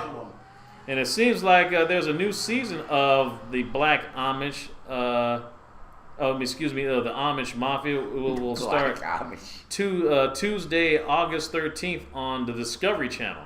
If there was a Black Amish show, would you go and audition for it, Darren? For what? I mean, I don't know. I mean, I love my technology. I can't be walking around with no cell phone and be Amish. Makes no sense. I think you're right. There is no such thing as this Amish Mafia. I think it's all fake. It's a good way to, it's like making a show a bunch of nuns who are really whores on the side. It doesn't make any sense. Then again. Oh my goodness. All right, so what else is on the train? Well, I guess we already talked Somebody about pick out one here. I'm just gonna go ahead and give you the link to it because this is some crazy stuff, man. I just saw the child photo of him like in his suspenders and stuff. Just crazy. That's oxymoron, right? I know. It would be whore nuns. Like basketball, fun for some like basketball wives. What's that picture for? I just got it. Yeah, it would make a good porno. I'm sure they're out there. I'm sure that there are pornos out there with nuns behaving badly. And that's good. Midget porn. Yeah. Yeah, but is that what you watch when you want to cut down on porn? I guess because I don't know. Oh. Nah, I'd rather supersize it. Supersize. All right, there's the guy. What's this guy? Mm-hmm. What? The guy you sent me the picture of. Yeah, that's a guy. Yeah. Now, does that guy look Amish to you? Yeah, does he look Amish to you? There's another picture of him. There's another picture of him. Well, I forgot. You can't show kid, but it was kind of weird seeing him as a young kid. You know, light-skinned black dude with little suspenders. He didn't have the big hat though, like the Amish do. But you know, free mustache rise. Yeah, I mean, he doesn't look anything Amish about the guy. It's just kind of weird. Yeah. That is a crazy mustache head. What the hell is wrong with that guy? Mm-hmm. I mean, he's got a lot of time on his hands. Yeah. Instead of scissors and clippers. Got all that wax on it, and God knows when he eats, it all spills on it. Yeah. It stinks all hell. Yeah, speaking of Amish in Pennsylvania. Sorry. I was just checking out this one thing right here. It says that Carr Firearms flees from New York gun laws. Now, isn't that something? Carr's Firearms, this is one of the stories that were trending now. Now, when you say Carr, it's K-A-H-R. Yeah, K-A-H-R. Carr Firearms. Yeah. Because it sounds weird when you said it. Yeah. Okay. Says Carr's Firearms, a gun manufacturer, says it's moving its corporation offices to Pennsylvania. How about that? The same place as the Amish are. So that you could arm the Amish mafia. Wrong with Pennsylvania. Moves corporate offices to Pennsylvania in the wake of New York's new gun restriction laws. Carr Firearms is owned by the son of Unification Church founder. Carr's Firearms Group of Pearl River is the first gun maker to announce it's leaving because of the Secure Ammunition and Firearms Enforcement Act, which was put into law after closed-door negotiations in January. It was the first law in the nation to that prompted by the killing of the 20 first graders and 6 educators in Newton, Connecticut in December of last year. They said that we're looking for a more friendly environment for our business, said Frank Harris, the Carr's vice president in sales and marketing. Says maybe we could have stayed here and built a plan, but the way the bill was passed, it left us feeling there was a lot of uncertainties going forward. Harris says Pennsylvania's enthusiasm also fueled the decision to leave New York. He said that Carr has purchased 620 acres in Pike County, Pennsylvania, and will move its 10-person corporate staff next year after building offices. And it will also expects to build a new factory there with 80 to 100 jobs within 5 years. It currently has plants in Worcester, Massachusetts, and Pillager, Minnesota. Could you imagine it would have come to Macon? I probably. No, I don't want to imagine that. We already have enough guns here. Yeah. By the way, they talked about that yesterday. Mm-hmm. Whether you have a right to take a gun in a church and this and that. And what does Tompkins say? Mm-hmm. I believe in the Second Amendment. In other words, yeah, you can carry it. Yeah. You can go in a church. Mm-hmm. What the hell are you going to do with a gun in a church? Besides the fact that, they've been shooting up churches. Why not put an armed guard outside? Make sure nobody goes in there with a gun. Okay. Like there's ways of doing it. You don't have to go inside a church with a gun. Stay outside, guard the frickin' place, be an usher. Right. Stand outside. Well, I guess I'll go ahead, since it's 10:55. I got 5 minutes. I'll go ahead and finish up the show with some word origins and who said it first. There we go. About 6 minutes. 6 minutes. Okay, excuse me. We have our word for today from Word Origins by John Ato. The word is gherkin. You got to be jerking me. Okay. Yeah. Okay, gherkin. Jerking off. Etymologically, a gherkin, as in jerk the gherkin, may be a little unripe one. The word was borrowed from an assumed early Dutch gherkin, a diminutive form of gurk, G-U-R-K, which probably came from the Lithuanian agurkas.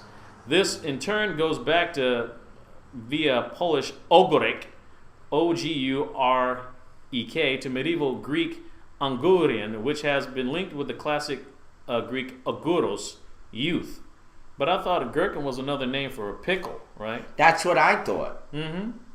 I guess They were gurking us around all the time with that Yeah. notion. Yeah. It's a mini pickle, ain't it? Yeah. It's like a little miniature pickle. Something like that. Kind of like what white guys have. Little pickles. And here's who said it first. Who said this first? A stiff upper lip, somehow perceived as exemplifying British stoicism. The term's ancestry appears to be from elsewhere.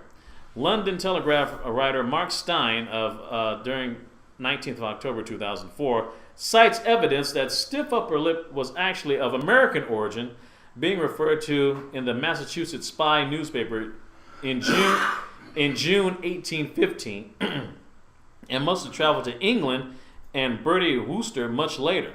Its first appearance with acknowledged authorship was in 1833 by the Downeasters by American poet, critic, and novelist John Neal. It says, "What? The use of boo-hoo, and I tell ye, keep a stiff upper lip. No bones broke, don't I know?" Keep a stiff upper lip, no bones broke. Keep a stiff upper lip. Okay. Yeah. You're talking about the lips on your mouth. Yeah. Yes. Yeah. By the way. Not the lips that ladies have. Yeah. Exactly. Yeah. Or the cops like Well, actually, they don't have upper touch. lips. They have right and left. Yeah. Well, there you have it, folks. But then again, I guess maybe if they're Asian, you know. Well, we have our last few minutes. We want to thank everybody. We got a whole bunch of people. You got a lot of people to thank. And why don't we thank these folks? They've been on. They've put up with us all morning for 3 hours. Oh, yes, we do. Let's start out with the top. Well, Derek. go ahead. Say thank you to Earl Big Skiller. Congratulations on your job. I hope you do well on it. Yes. Congratulations. Don't get fired. Yeah. Michelle Stacy. Also, thank you. The Matinee, Plastic Canvas, 72 Virgins, Acid DJ, Ant, Bunga. As in Unga Bunga, Is This Real? Leonidas, Logger in Camp, Mike Banning, Modi Princess, Nikal 3000, Nerd Sauce, Fur, Raid 666, Realman Pawns, Rocco, Smell My Finger, Snow Sparks, Unix, Vorpal Bite, John Christian, Menacin, Rudy 4, and also thanks to Tower London, who was here earlier, as well as Donnie Curry. And who else was on? The Bean. The Bean was on. And Diaz Photo Guy. Thank you all. Thank you. We hope that you'll be with us on Monday when we got more surprises coming at you. Yes, we'll definitely have a whole lot of zingers and wing-dang-dingers for you. Oh, by the way, we're going to probably be doing some kind of a mayoral debate. Keep an eye open for that. That's going to be, that's going to be a real gherkin for you. And thank you guys. We still got a minute, so let's stretch this out. A long goodbye. Yeah, very long. Yes, as you know, since this is the first 25. Friday. Yeah, first Friday in August is going to be, that first Friday thing that they have. Yeah. Downtown. So, like Ant says about Slim Sims. First Friday. Oh, it's not? No. Second Friday. My mistake. I'm hey, sorry. Rocco, have a great show today. I hope you get a lot of... Flatulent Friday. It's Flatulent Friday. I'm sorry. My mistake. I hope you guys get... Yeah. Yeah. Just be careful, stay out of trouble, and use your Slim Sims rule. By the way, Michelle did a great job today. I think she only banned one person today. Yes, that's indeed. good. You held it back. I banned a person too. It's a great day. It was a great day. It was a great Friday. Yes, and like I said, there's going to be a couple of preseason football. Oh, NFL I see. games. You only muted him. Okay. Yeah. I banned him. Oh, Ed banned him. Sorry, Michelle. Yeah, there's going to be somebody got banned today, but I don't like banning people. Let them stay. Yeah. Who cares? As you know, if you like to watch some sports, there are a couple of games. Thank you, Rudy. A couple of preseason NFL games on this weekend. Also, not to mention the PGA Championship. It continues throughout this weekend. You probably might see it on CBS. Highlights of it on CBS this whole weekend, just in case you get a check. You'll probably see a lot of it on Saturday because... What is this? The PGA Championship. I'm excited. I can't wait. Yeah, I know. Woo, party time. Yes. Well, And we are now off the air. Thank you so much. God bless you all, and have a great weekend. Like a mummy, it's a wrap. And here, speaking of jerking the gherkin, here's a little monkey to show you how to do it. There we go. 82 degrees outside of Macon. We'll see you Monday. Heat it up, baby. Heat it up, baby.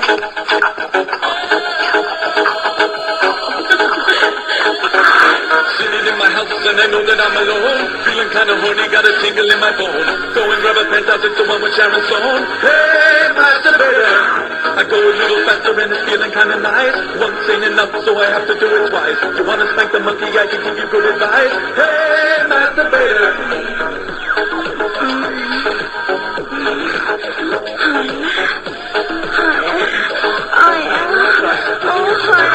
I use some baby oil or a little Vaseline. Laying down a towel so I keep my carpet clean. Never shake my hand cause you don't know where it's been. Hey, masturbator!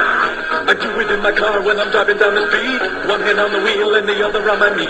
I can't get out the car cause I'm sticking to the seat. Hey, masturbator! Since I was a kid I have been a masturbator. Choke the chicken, hold the knob, squeezing the tomato. I flipped her Miss November, now I'm gonna decorate her. Hey, masturbator! Buffing the banana missile, lizard shaking bacon. Pounding on the flounder and it's mayonnaise I'm making. Spank the Frank, wax the carrot, got my hand is aching. Hey, masturbator!